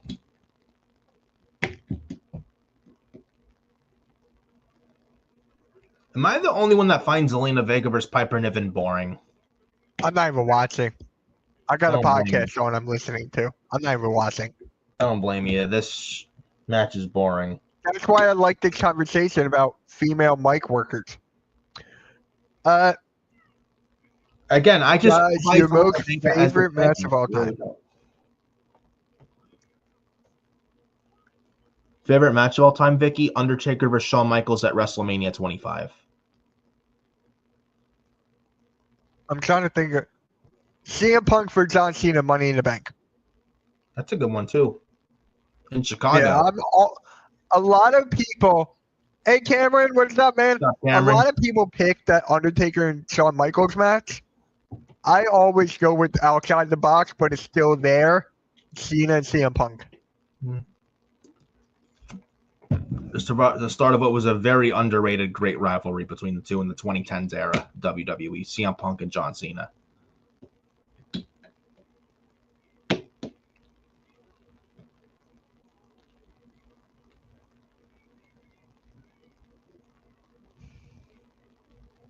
I appreciate Chelsea Green trying with the character she has, but I feel like they got to get that championship off her soon. Off who? Chelsea Green. Yeah, that's gonna happen on Mania. I think that's where God, what's her name? Zelina Vega is gonna win. I hope not.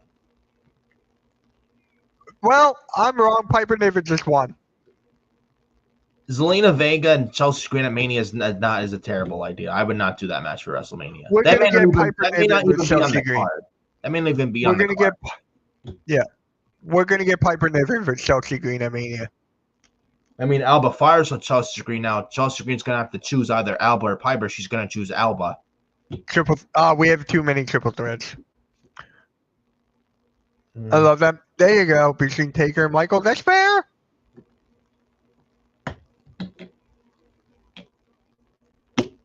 Sorry, I love that match.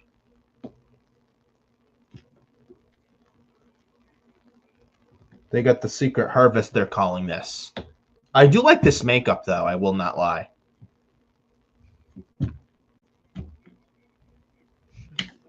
So.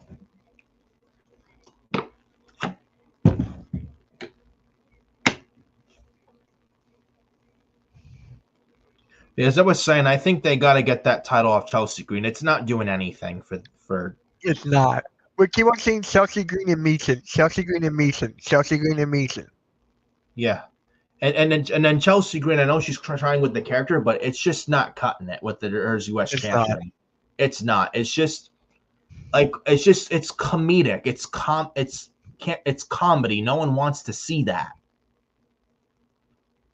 And she's tried with this women's U.S. titles, Chelsea Green, but with their comedic character, just doesn't work with the women's U.S. championship. It needs to be on a serious competitor, like a workhorse. Should be like a workhorse title.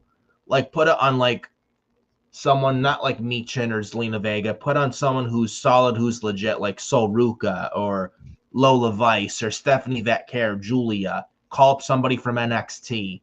Jordan Grace.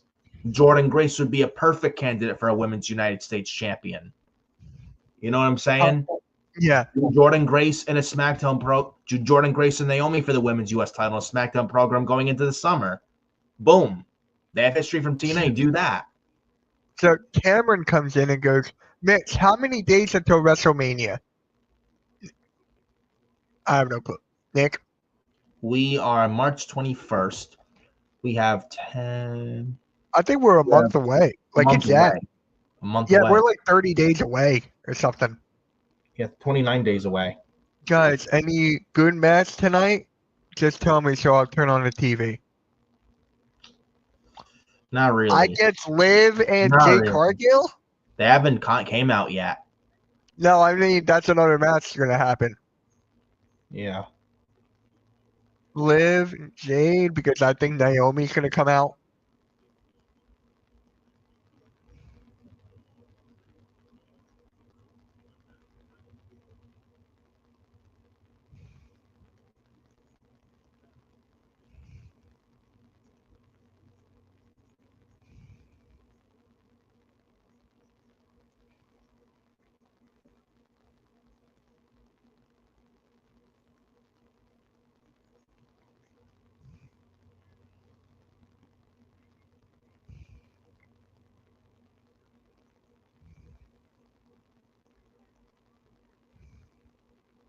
All right.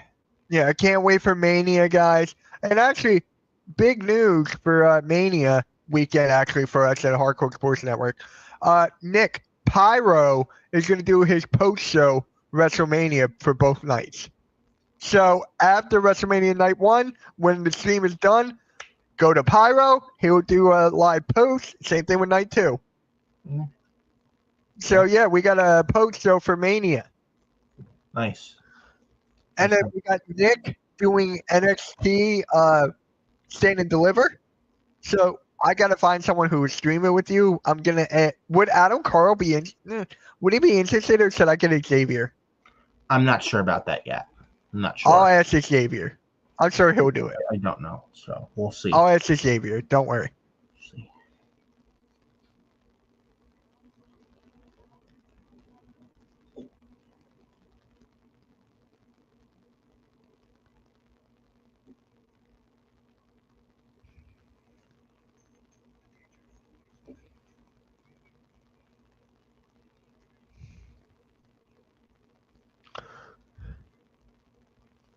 Guys, it's really awesome how things go so far.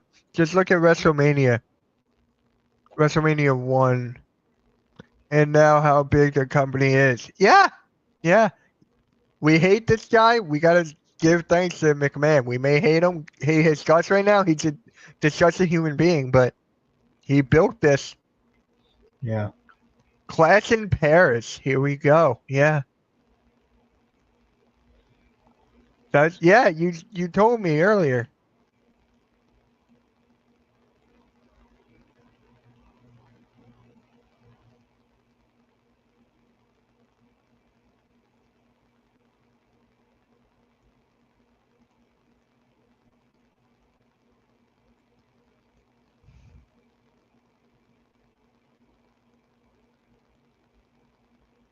Oh, look, they're doing the John Cena promo again. Yeah.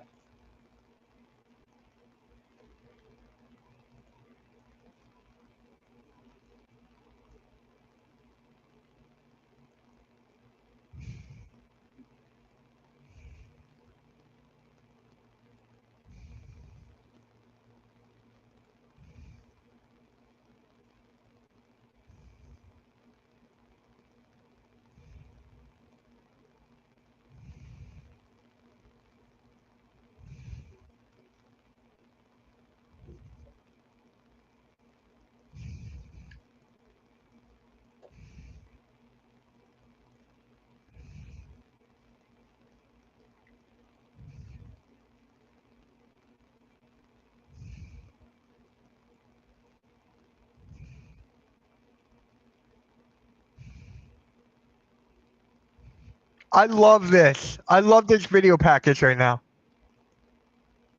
Yeah.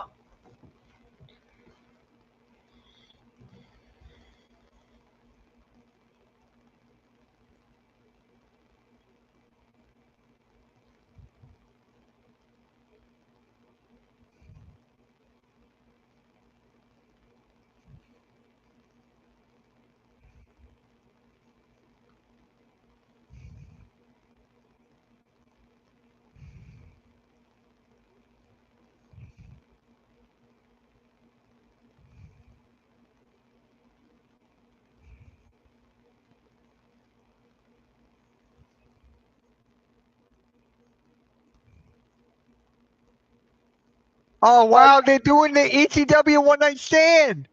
Yeah. Wow. I did not even think they would do that. They did. That They is did. shocking. There's Yeah. the kid. Yeah. Wow. What? I'm still shocked about the ECW one night stand thing. Yeah.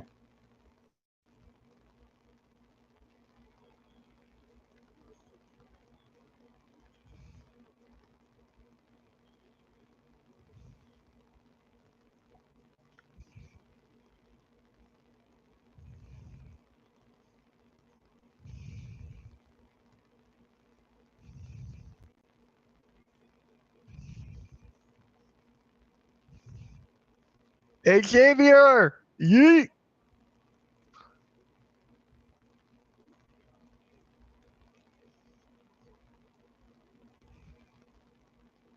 Yeah, me too. I want Alexa Bliss, but it looks like she's not going to have a title. I mean, it looks like she's not going to be at Mania. No, she won't be. She won't be.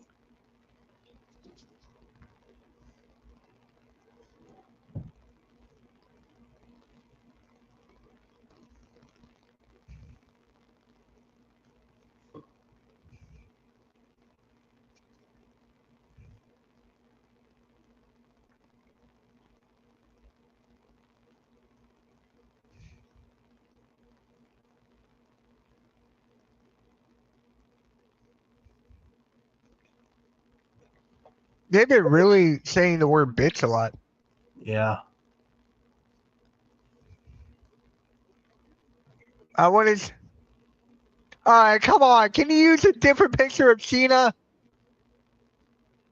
Oh. Come on. Mm. If, see you, Vicky. Catch you later. See, Vicky, catch you later. Tune in tomorrow, 1 o'clock for the Forbidden Podcast. Tune in. I won't Yes. be here. Nope. Adam, Carl, and I, Forbidden Podcast. Look forward to that tomorrow. Look out for that tomorrow. You're not gonna want to miss it. Yeah. Forbidden Podcast tomorrow at 1. It's once a month, guys. It's once a month. So, because of scheduling, that's the way we worked it out as of right now. It could Yeah. change, but it's one. Here's Jay Cargill.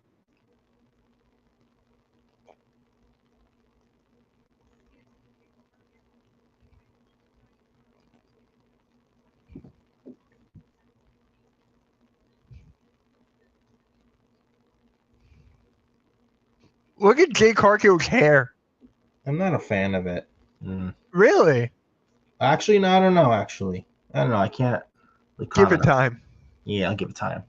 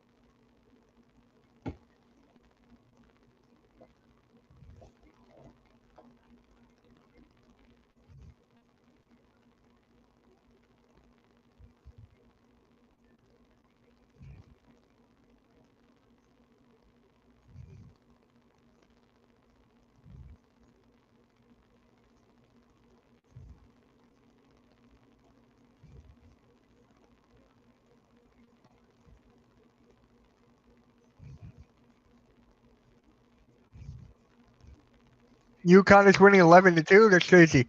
Cameron, I'm streaming 3 March Madness games tomorrow.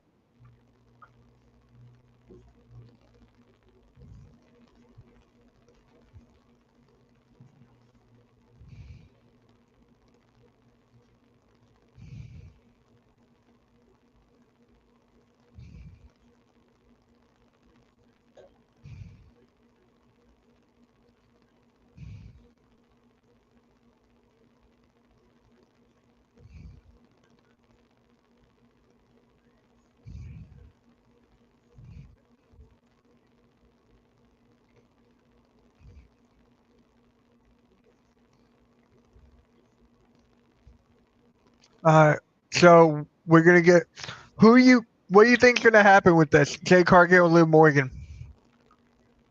I think this is where we have Naomi come out. Yeah, I agree. Yeah.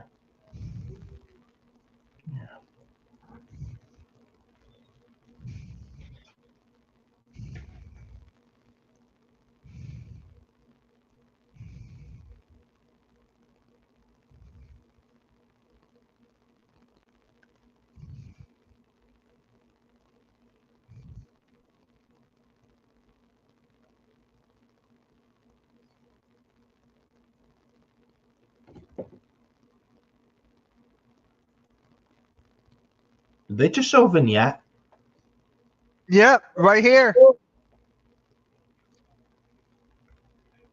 Wait, they had a vignette as well, I think, for 4.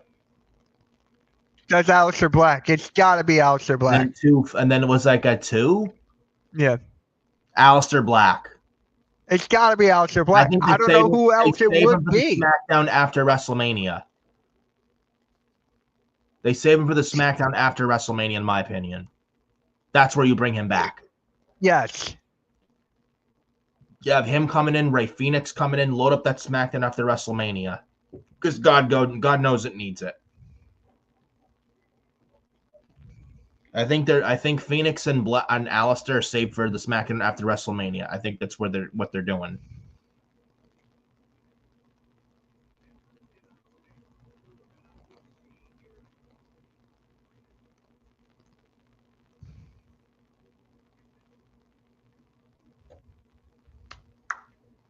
No Dirty Dom here. No Dirty Dom here, guys. Nope. What the hell are they showing here? Oh my god. The Liv Elisa. Are you kidding me? What? Look at it. Did you see that? Look. They got, the Mona Lisa? It's a Liv Elisa. Yeah. Cringe. Yeah.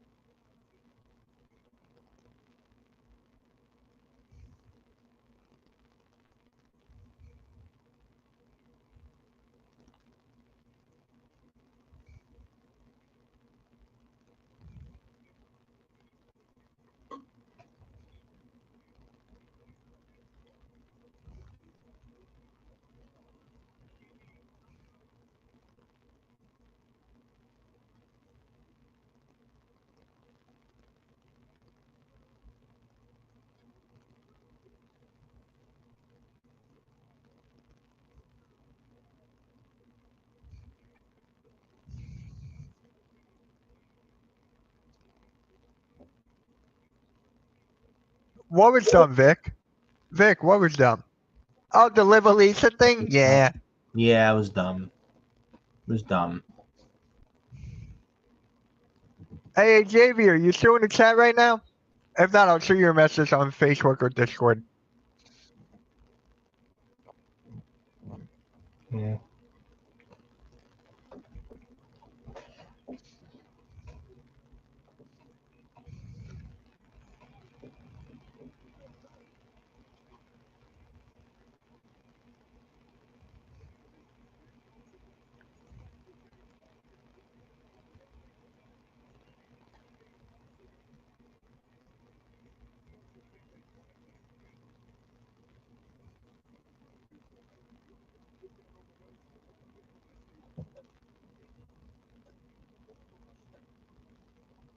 Oh my god, it's buffering.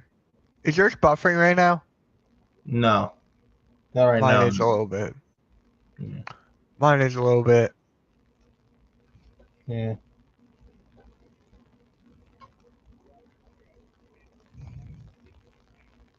There we go. I got it. Mine's good.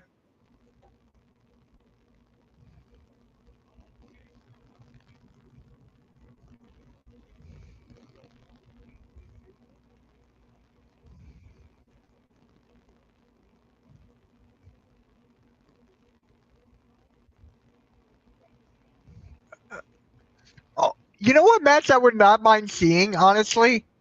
I would Yeah. not mind seeing Jay Cargill versus Raquel Rodriguez. Yeah, eventually, but yeah.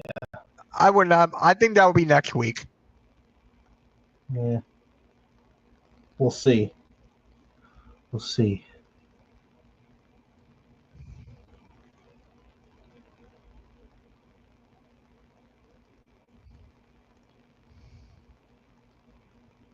This is Jay Cargill's first match since. When did she wrestle again? When did she wrestle before?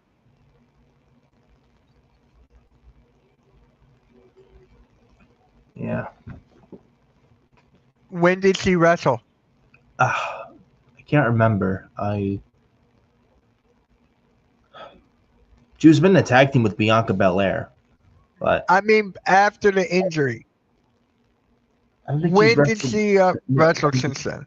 I don't think she's wrestled since in months. Yeah, this is her first match. She looks Yeah. good. She Not looks good bad. so far. Yeah.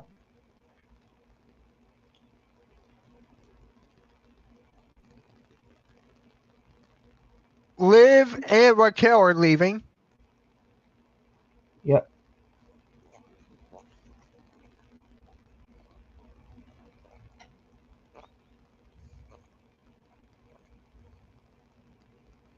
I love how Raquel is keep on walking. Yeah.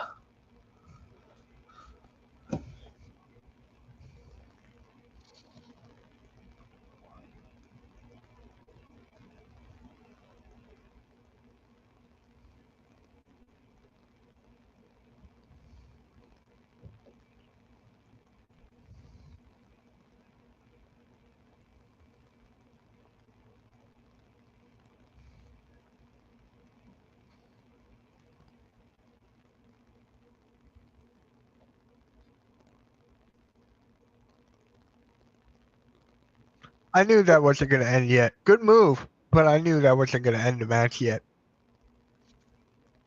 Yeah.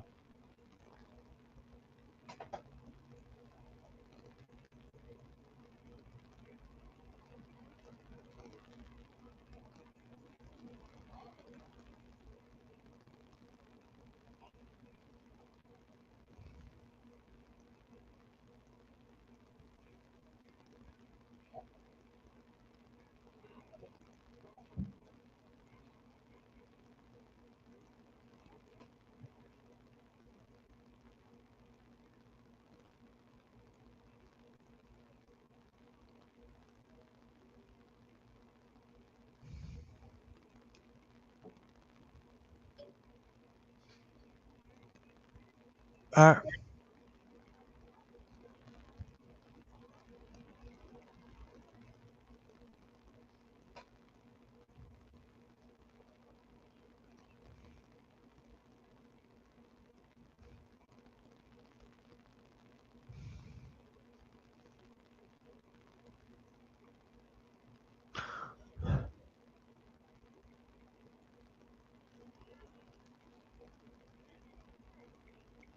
all right.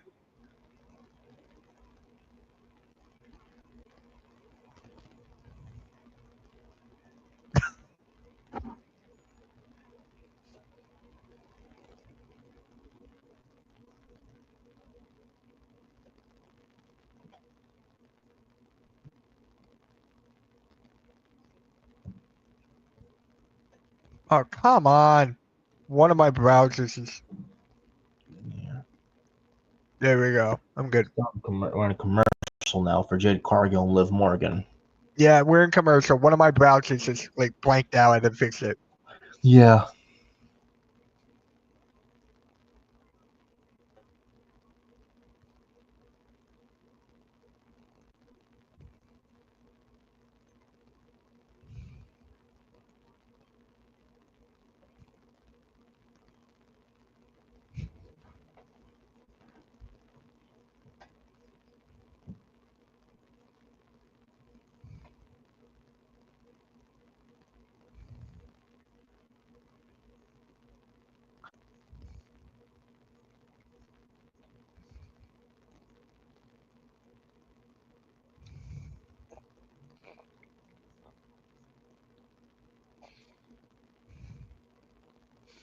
All right, waiting for this match to come back.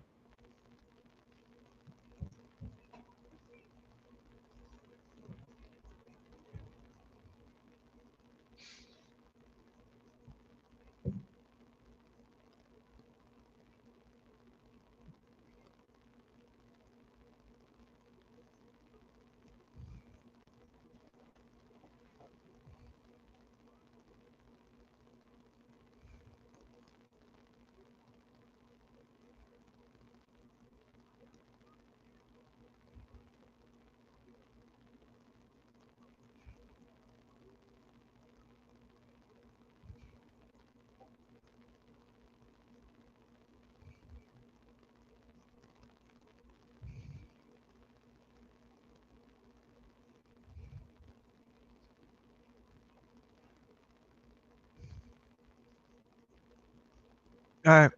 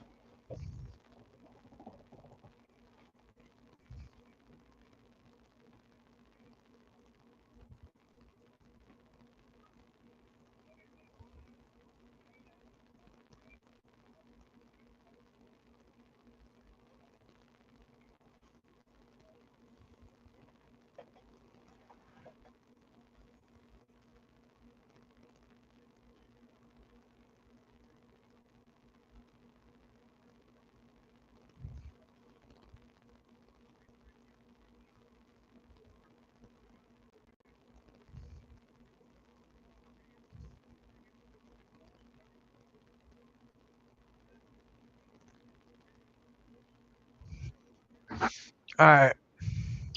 Trying to think what other match is there tonight. Yeah. SmackDown's been fucking boring. Yeah, just wait for Naomi to come out.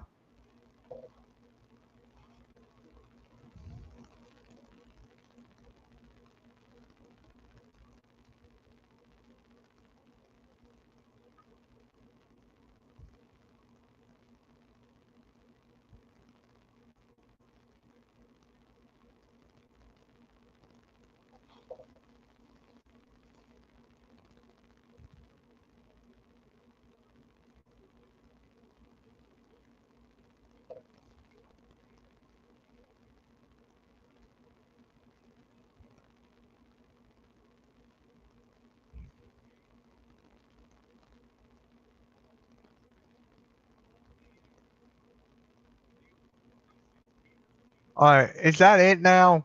No, not yet. Nope.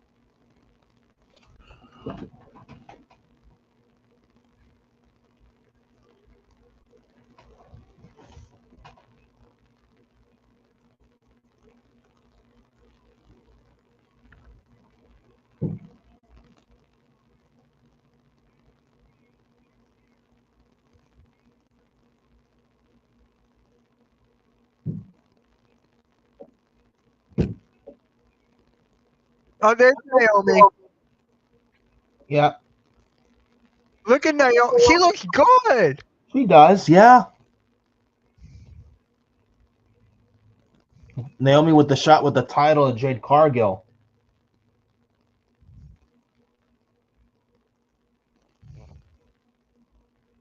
Oh, there's a shot. Yep.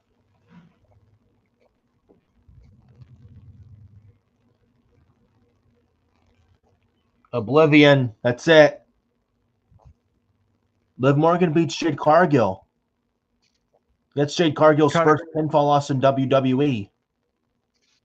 that kind of had to happen for the And to Liv storyline. Morgan. Yeah, I agree. Naomi's beating the crap out of Jade Cargill. She can't win without help. Well, she didn't even win. She did win. Yeah, my bad.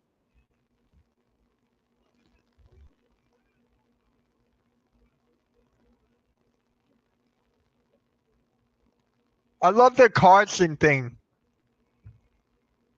That's a nice touch. Yeah, The it Carson is. thing. Yeah.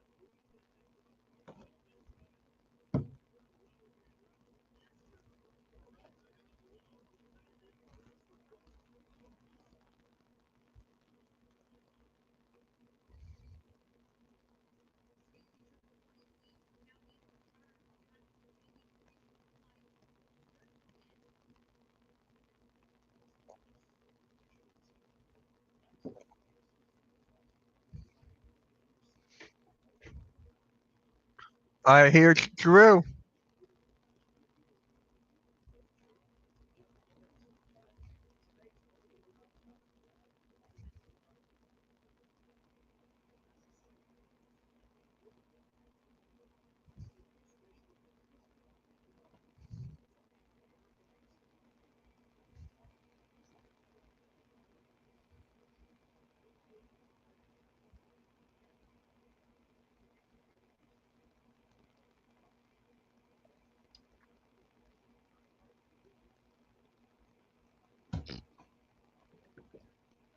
Is it going to be just a regular 1v1 match? With Drew McIntyre, Damian Priest, yes. Yes, I think that. Yes, I do think Yeah, that. they do. Yeah. Drew McIntyre and Seth Rollins now stare down in the back.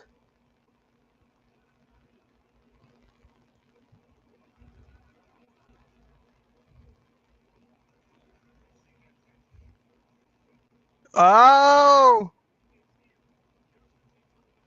Yeah, it's main eventing tonight. Roman Reigns, Seth Rollins, and CM Punk.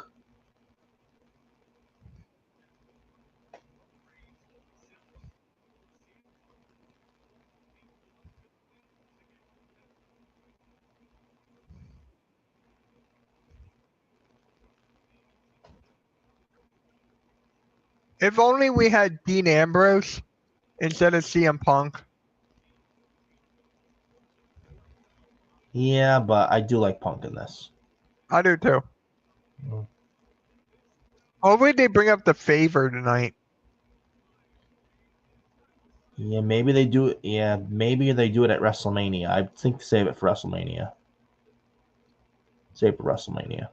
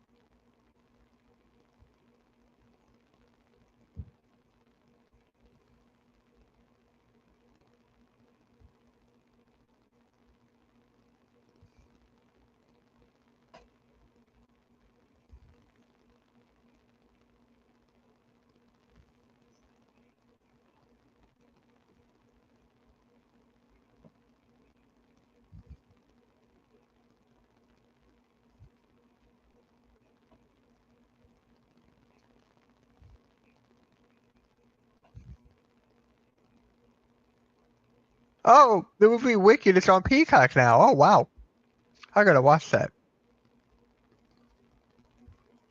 Yeah.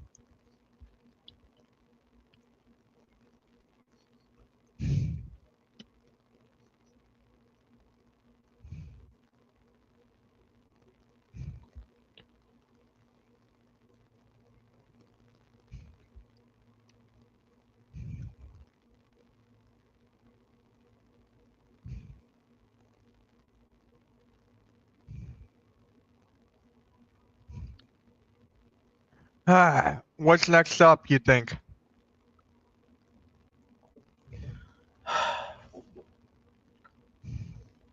Hmm. I had the women's title segment, U.S. title segment. I think the Street Profits. Okay. I think the Street Profits.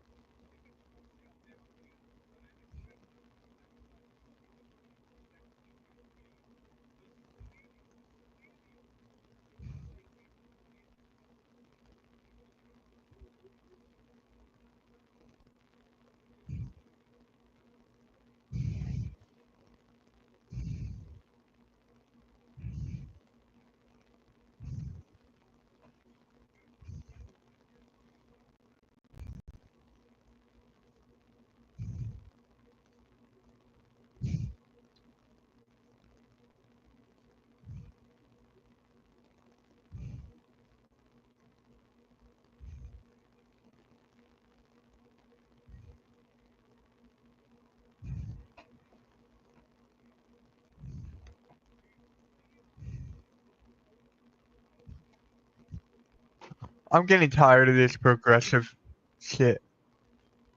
Yeah.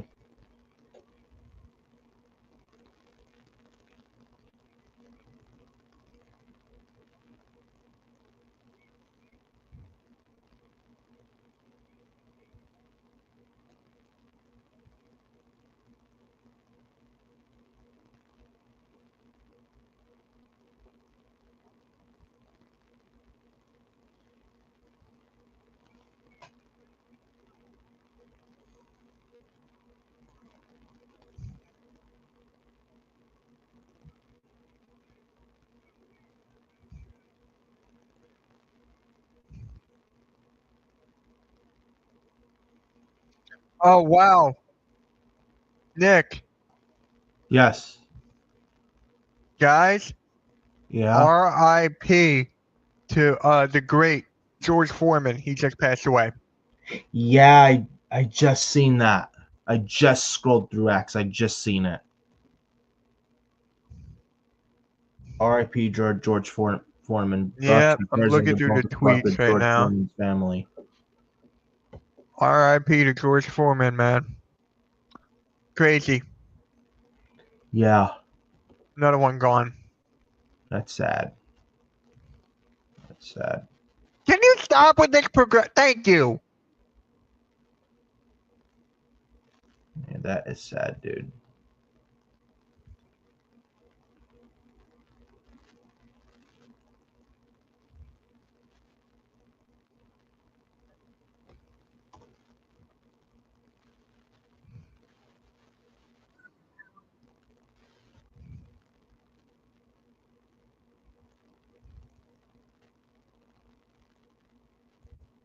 They have the new theme song for the Street Profits.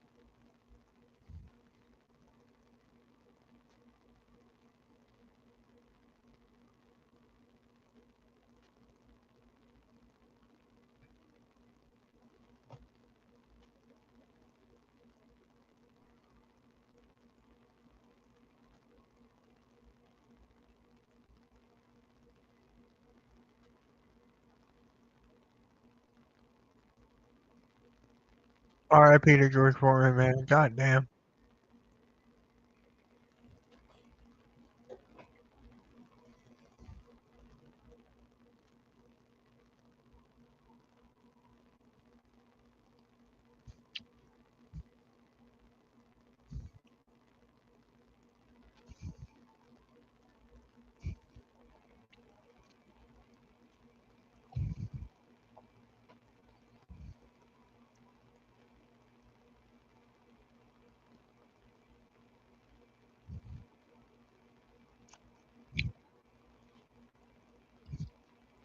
Aren't they heels? Though I think they're tweeners. Mm. I think they're tweeners. Tweeners.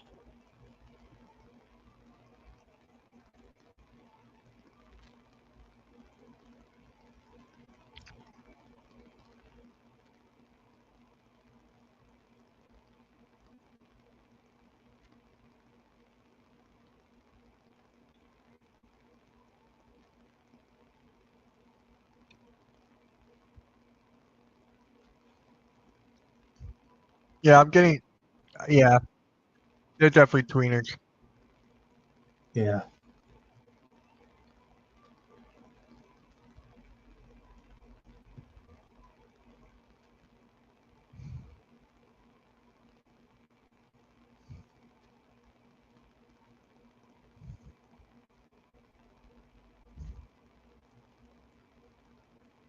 I hate tweeners. Eh. Well, I did love Stone Cold as a tweener back then, but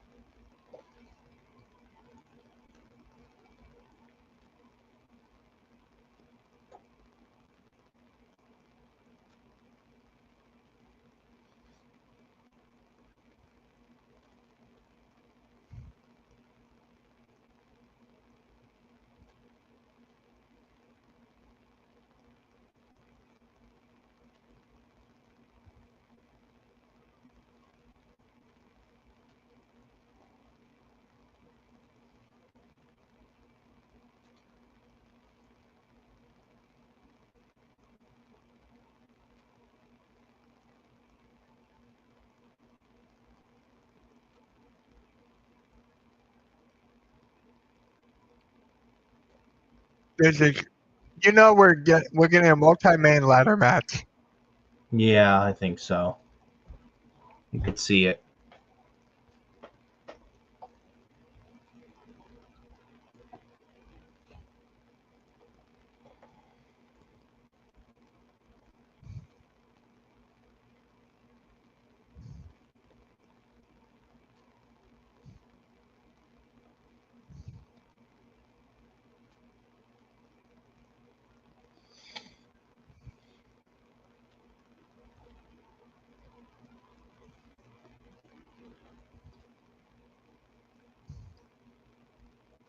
Everyone is tweeting that the number 4 is Aleister Black.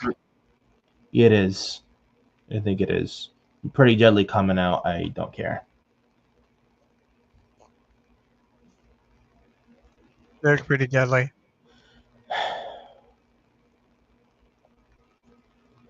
This roster is fucking mid, and the 3 hours doesn't help. Show sucks.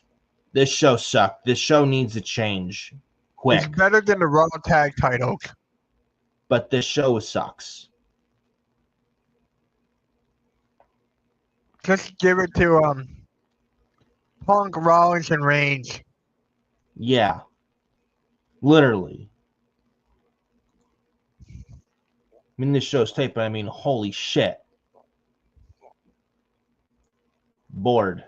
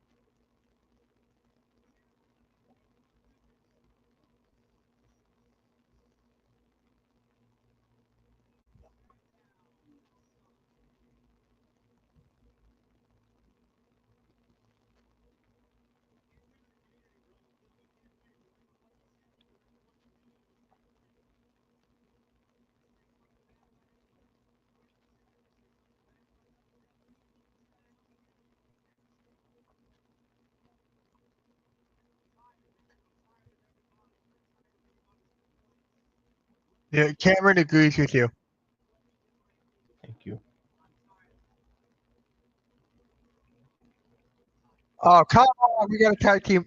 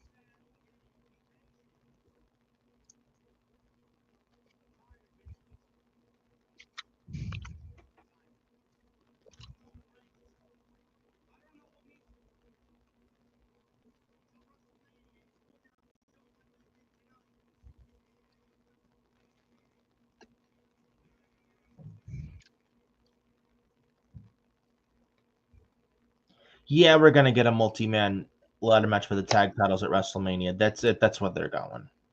Yep. That's why after WrestleMania, Cameron, give it to the Raw after Mania and SmackDown after Mania. Then you were change your mind. Yeah. You need a brownie? I already killed the box. Yeah. What is up, Taco?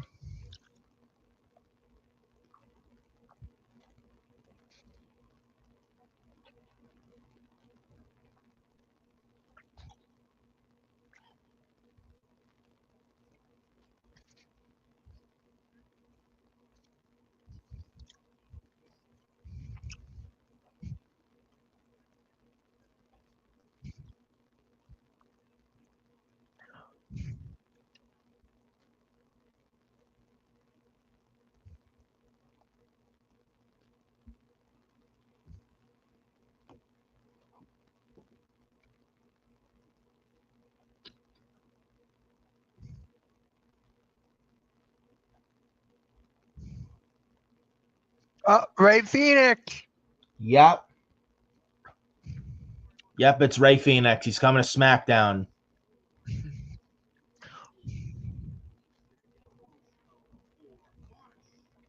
Yep. Ray Phoenix is coming to SmackDown.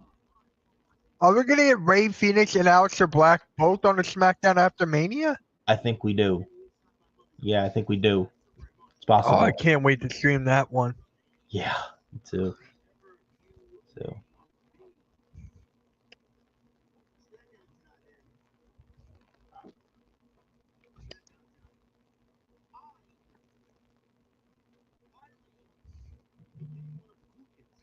Montez Ford, Street Profits are gonna win. yeah. I don't know why, but it feels weird seeing Jimmy on his own. Yeah, we did.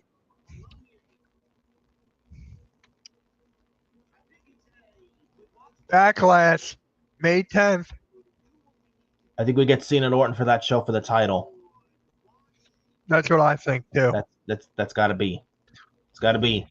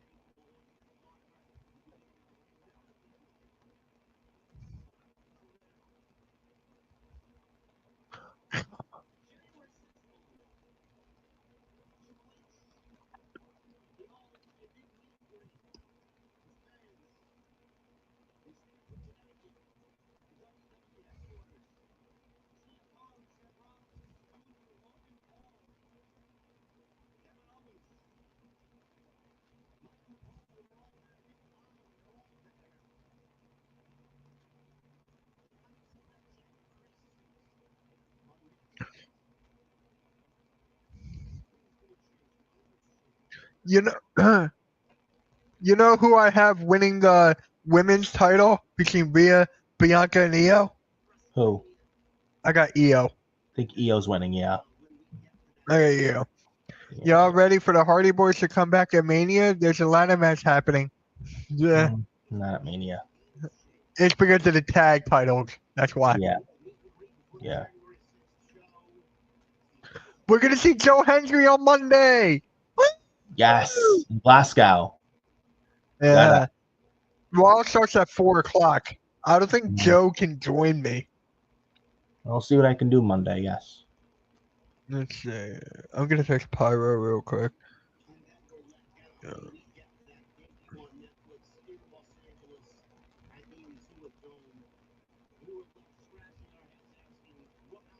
Mm.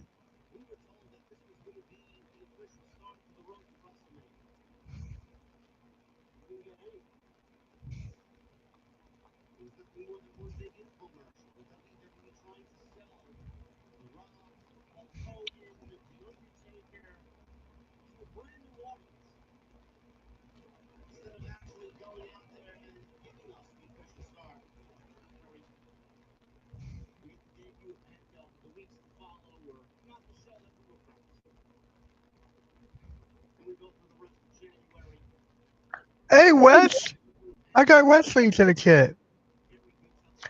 Enzo and Cash, you're funny, Taco. Yeah.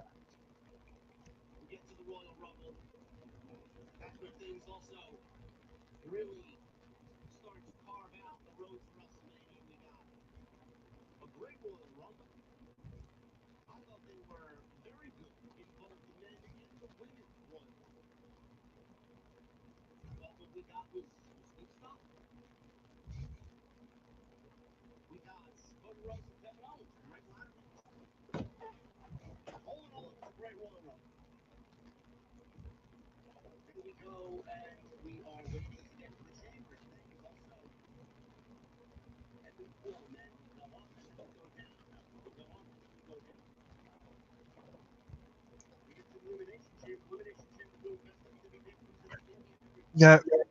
No, it wasn't. You're funny. Yeah.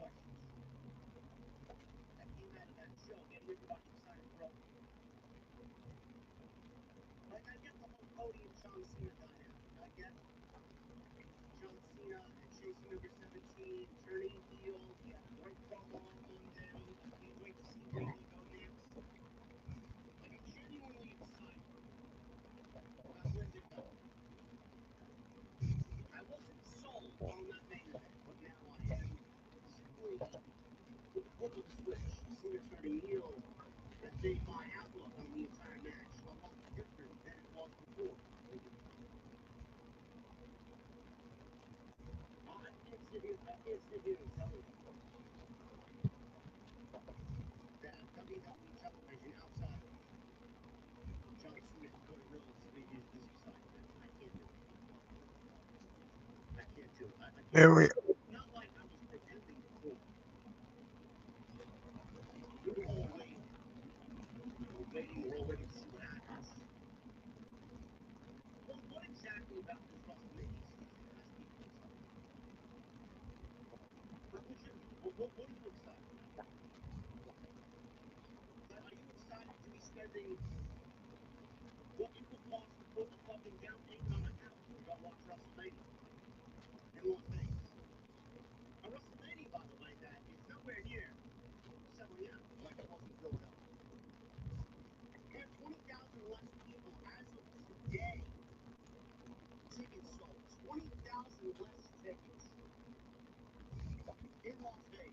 Hey, halftime. Welcome back.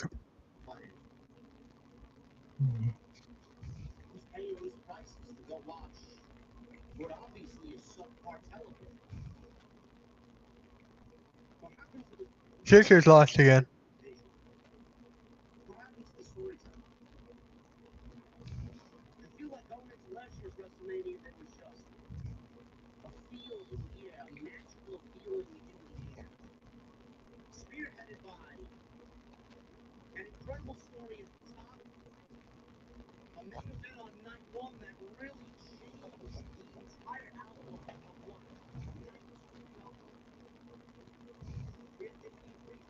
Yeah, halftime I know they lost. Yeah. It's just same old.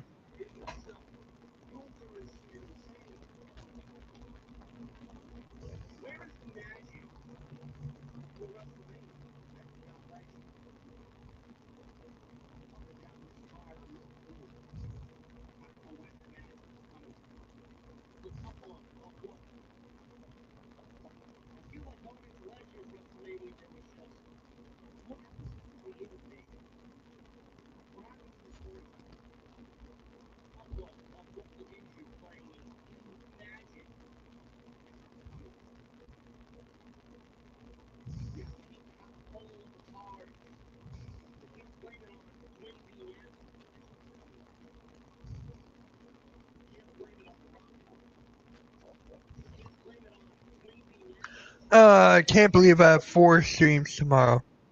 Yeah. Well, we'll go by fast. 3 March Madness games.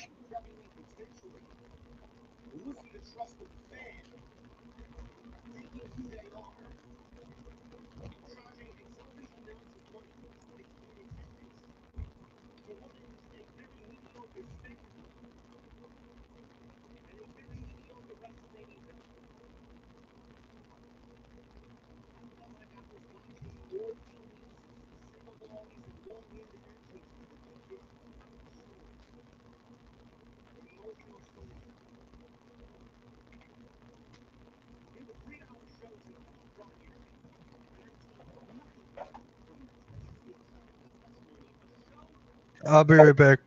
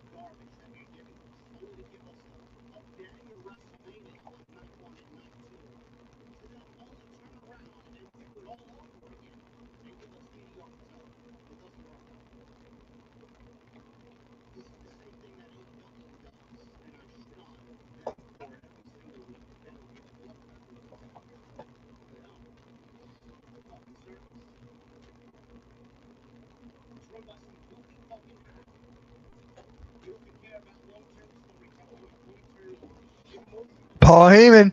Yeah, Paul Heyman and the Street Profits team won. Yeah. Yeah, I saw that. Street Profits won. That's when I got back. Yeah, Wesley, it's sad. George Foreman passed away. Yeah, thoughts and condolences go out to George Foreman and his family and his loved ones. Really, really sad.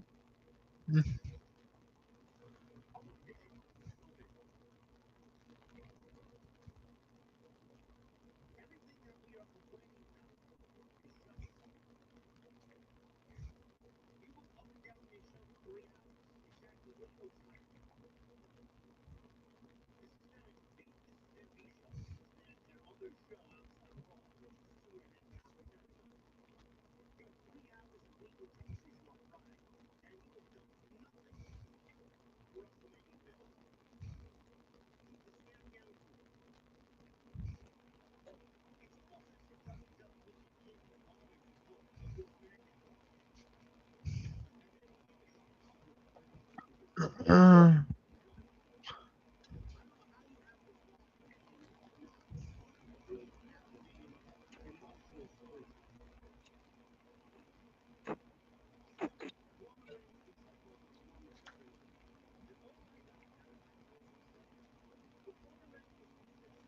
Yep.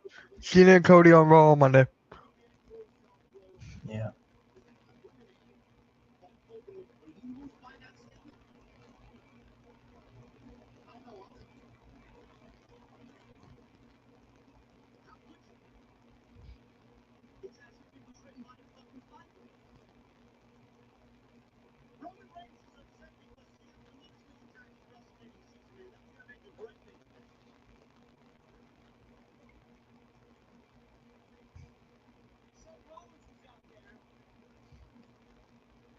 I'll be right back. Right.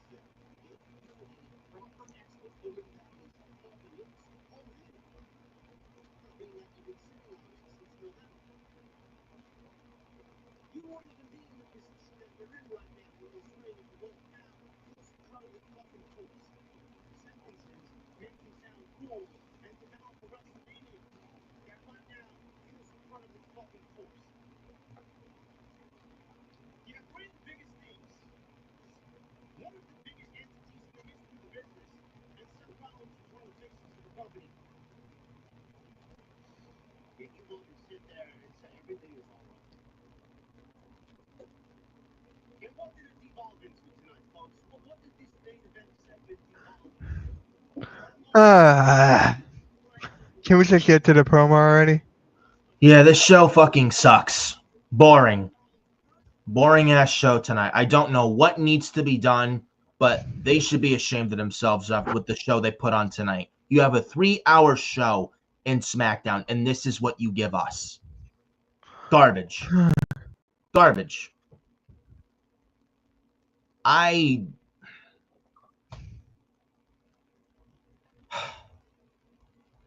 If you miss SmackDown tonight, honestly, you missed nothing.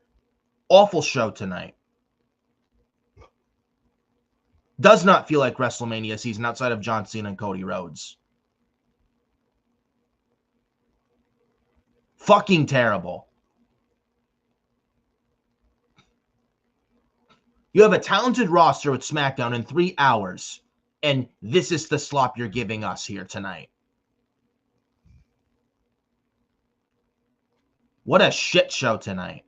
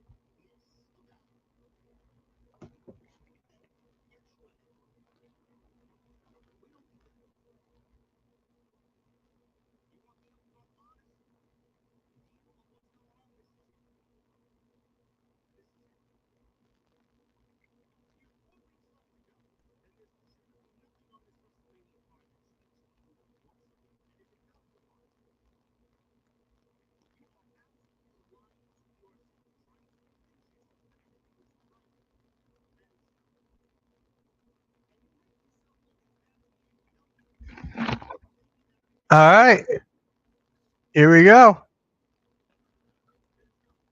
Yep, LA Knight, Braun Strowman for the U.S. title next week. To Pretty Deadly and the Street Profits for the tag titles next week. Next week, SmackDown in London. Yeah, no, I saw that. Bleeping out. Yeah.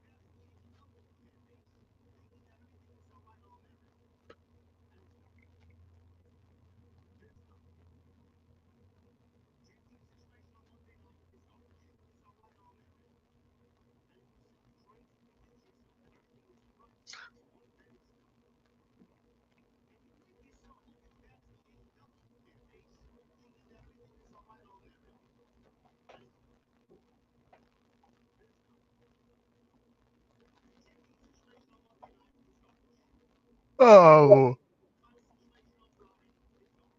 another commercial. We got picture in picture. Yeah. My screen is. I don't know what the hell is You going right, on. dude? My screen is. Oh, I thought my screen was freezing or whatnot. You're good. Right now, there you go. You're good. What the hell happened there?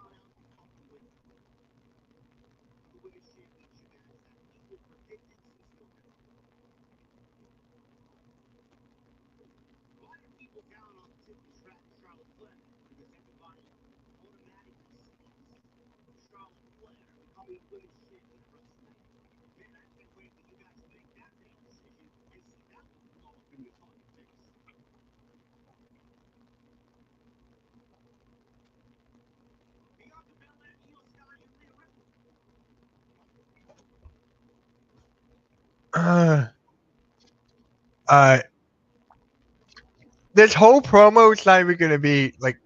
It's gonna be like 8 minutes. Yeah. After all the entrances, Yeah. it's gonna be like 7-8 minutes. Fucking waste. Really is. Not his entrance. It took 5 minutes. Yeah. Watch what's gonna happen before he speaks. CM Punk is gonna run out. Yeah. Yeah.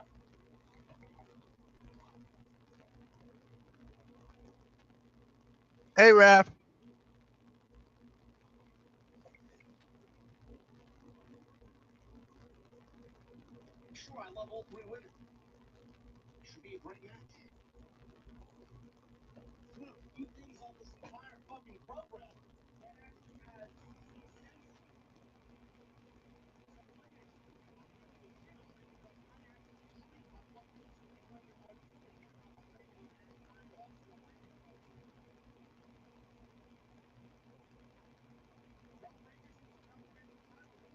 I love the crowd.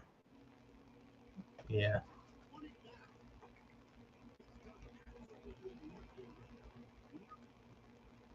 Let me ask you this, dude. Is Roman better as a heel or a face? I think as a heel, he needed it to get over, and you look where he is now. I think as a face can work, but he had to go through that heel phase. Yeah, I agree. You could do both, but at the same time, that with Roman Reigns, that's my honest opinion on that. Yeah, I agree. Yeah.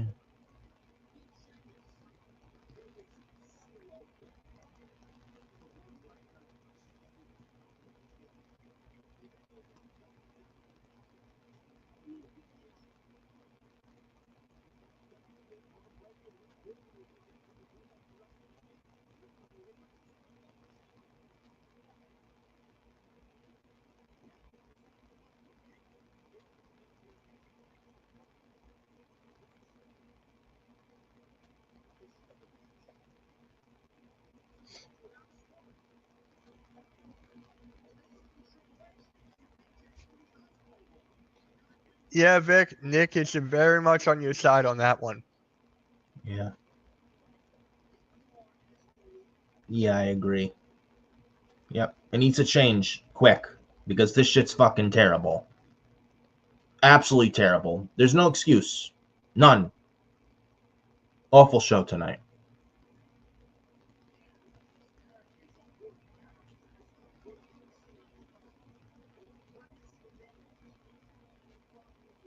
Who's gonna be first, Punk or Rollins? I'm going Punk. Yeah. Damn it! Damn it! It was Rollins. Yeah. Shit.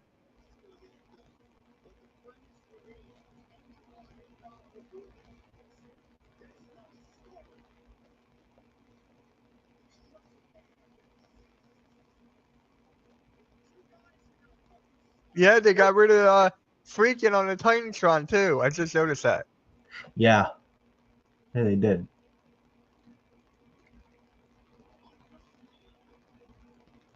Wow. It's so. I really like the freaking part. I really did. Yeah. It fit the character, in my opinion. I liked it. Yeah. I will say.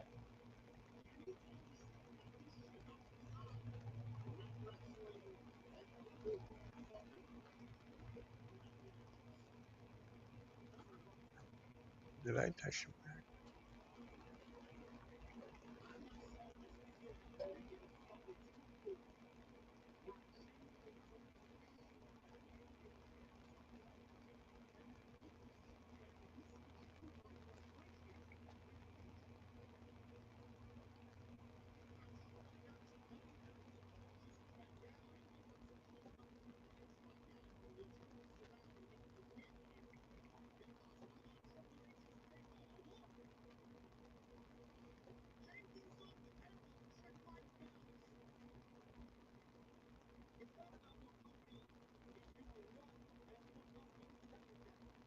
See, we're not even gonna get like 5 minutes of this whole thing.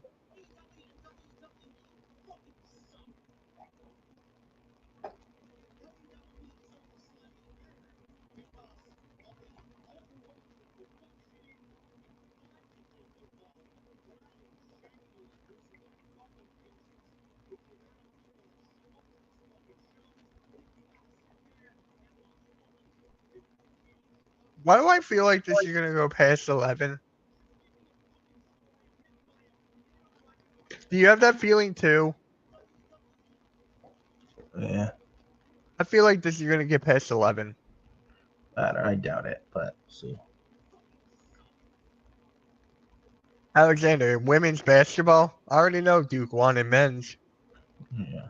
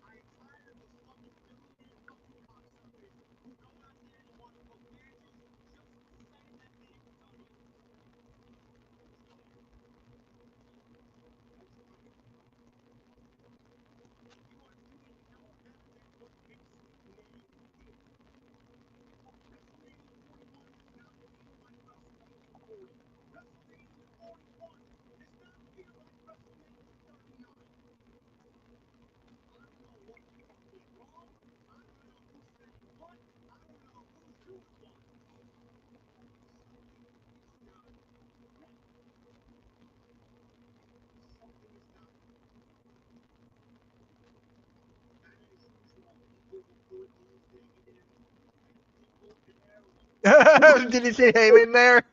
Yeah, I He was did. like, damn it. Yeah. I got the match right here. You ready? CM Yeah. Punk versus Roman Reigns. Paul Heyman on a pole match. Whoa. I'm kidding.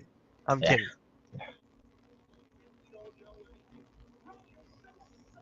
I said this before. I'll say it again. CM Punk's original song is better than Cult of Personality. Cult of Personality's better.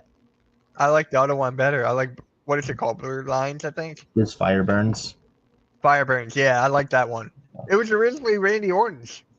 Yeah, it's true. I still am shocked about that. Yeah.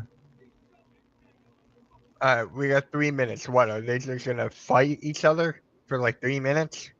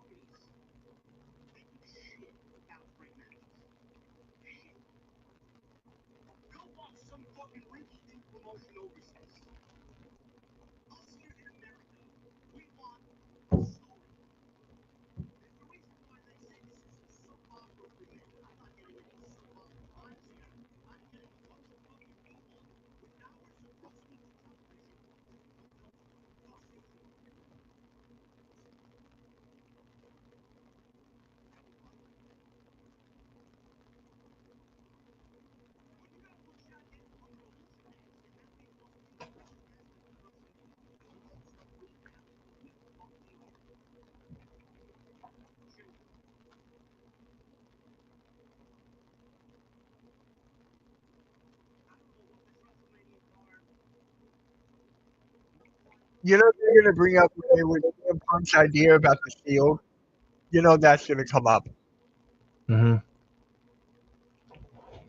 Let's see, I'm Punk now. They got 2 minutes left of this shit. They wasted this whole thing. That tag team match was just pointless. Yeah, what the fuck was even the point of that? Where's the story in this shit? Where? I don't get it. You didn't give that much time to this, but to the tag team match?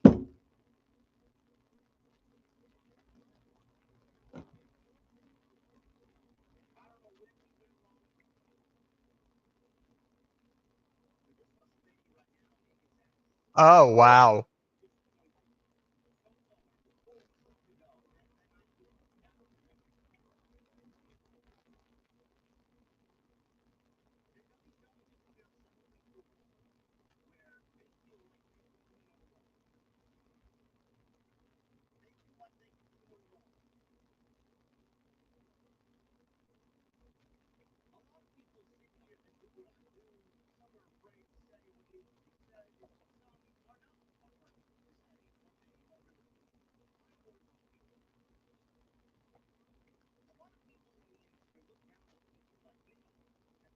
Is this really going to go over at 11 o'clock?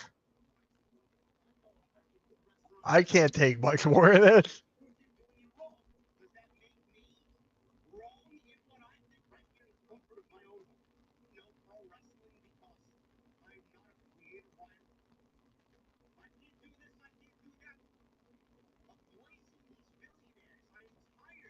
Just like, okay. Yeah.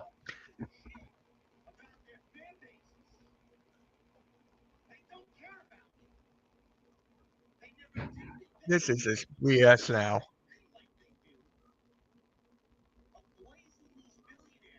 And look, it's going to cut. And look, here comes the referees.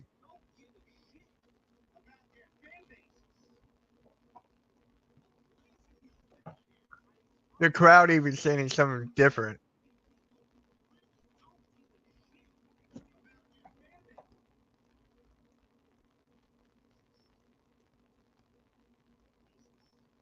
All right. You think want to cut it now because there's nothing really going to happen here.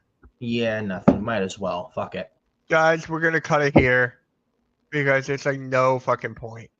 Yeah. Yeah, here we go. All right, guys. Hit that like, hit that sub. Nick will see you tomorrow on the Forbidden Podcast at 1 o'clock. Yeah. With Adam Carl. Make sure you guys tune in, and I'll see you guys tomorrow morning for Weekend Weekend. Have a good rest of your night, guys. Peace.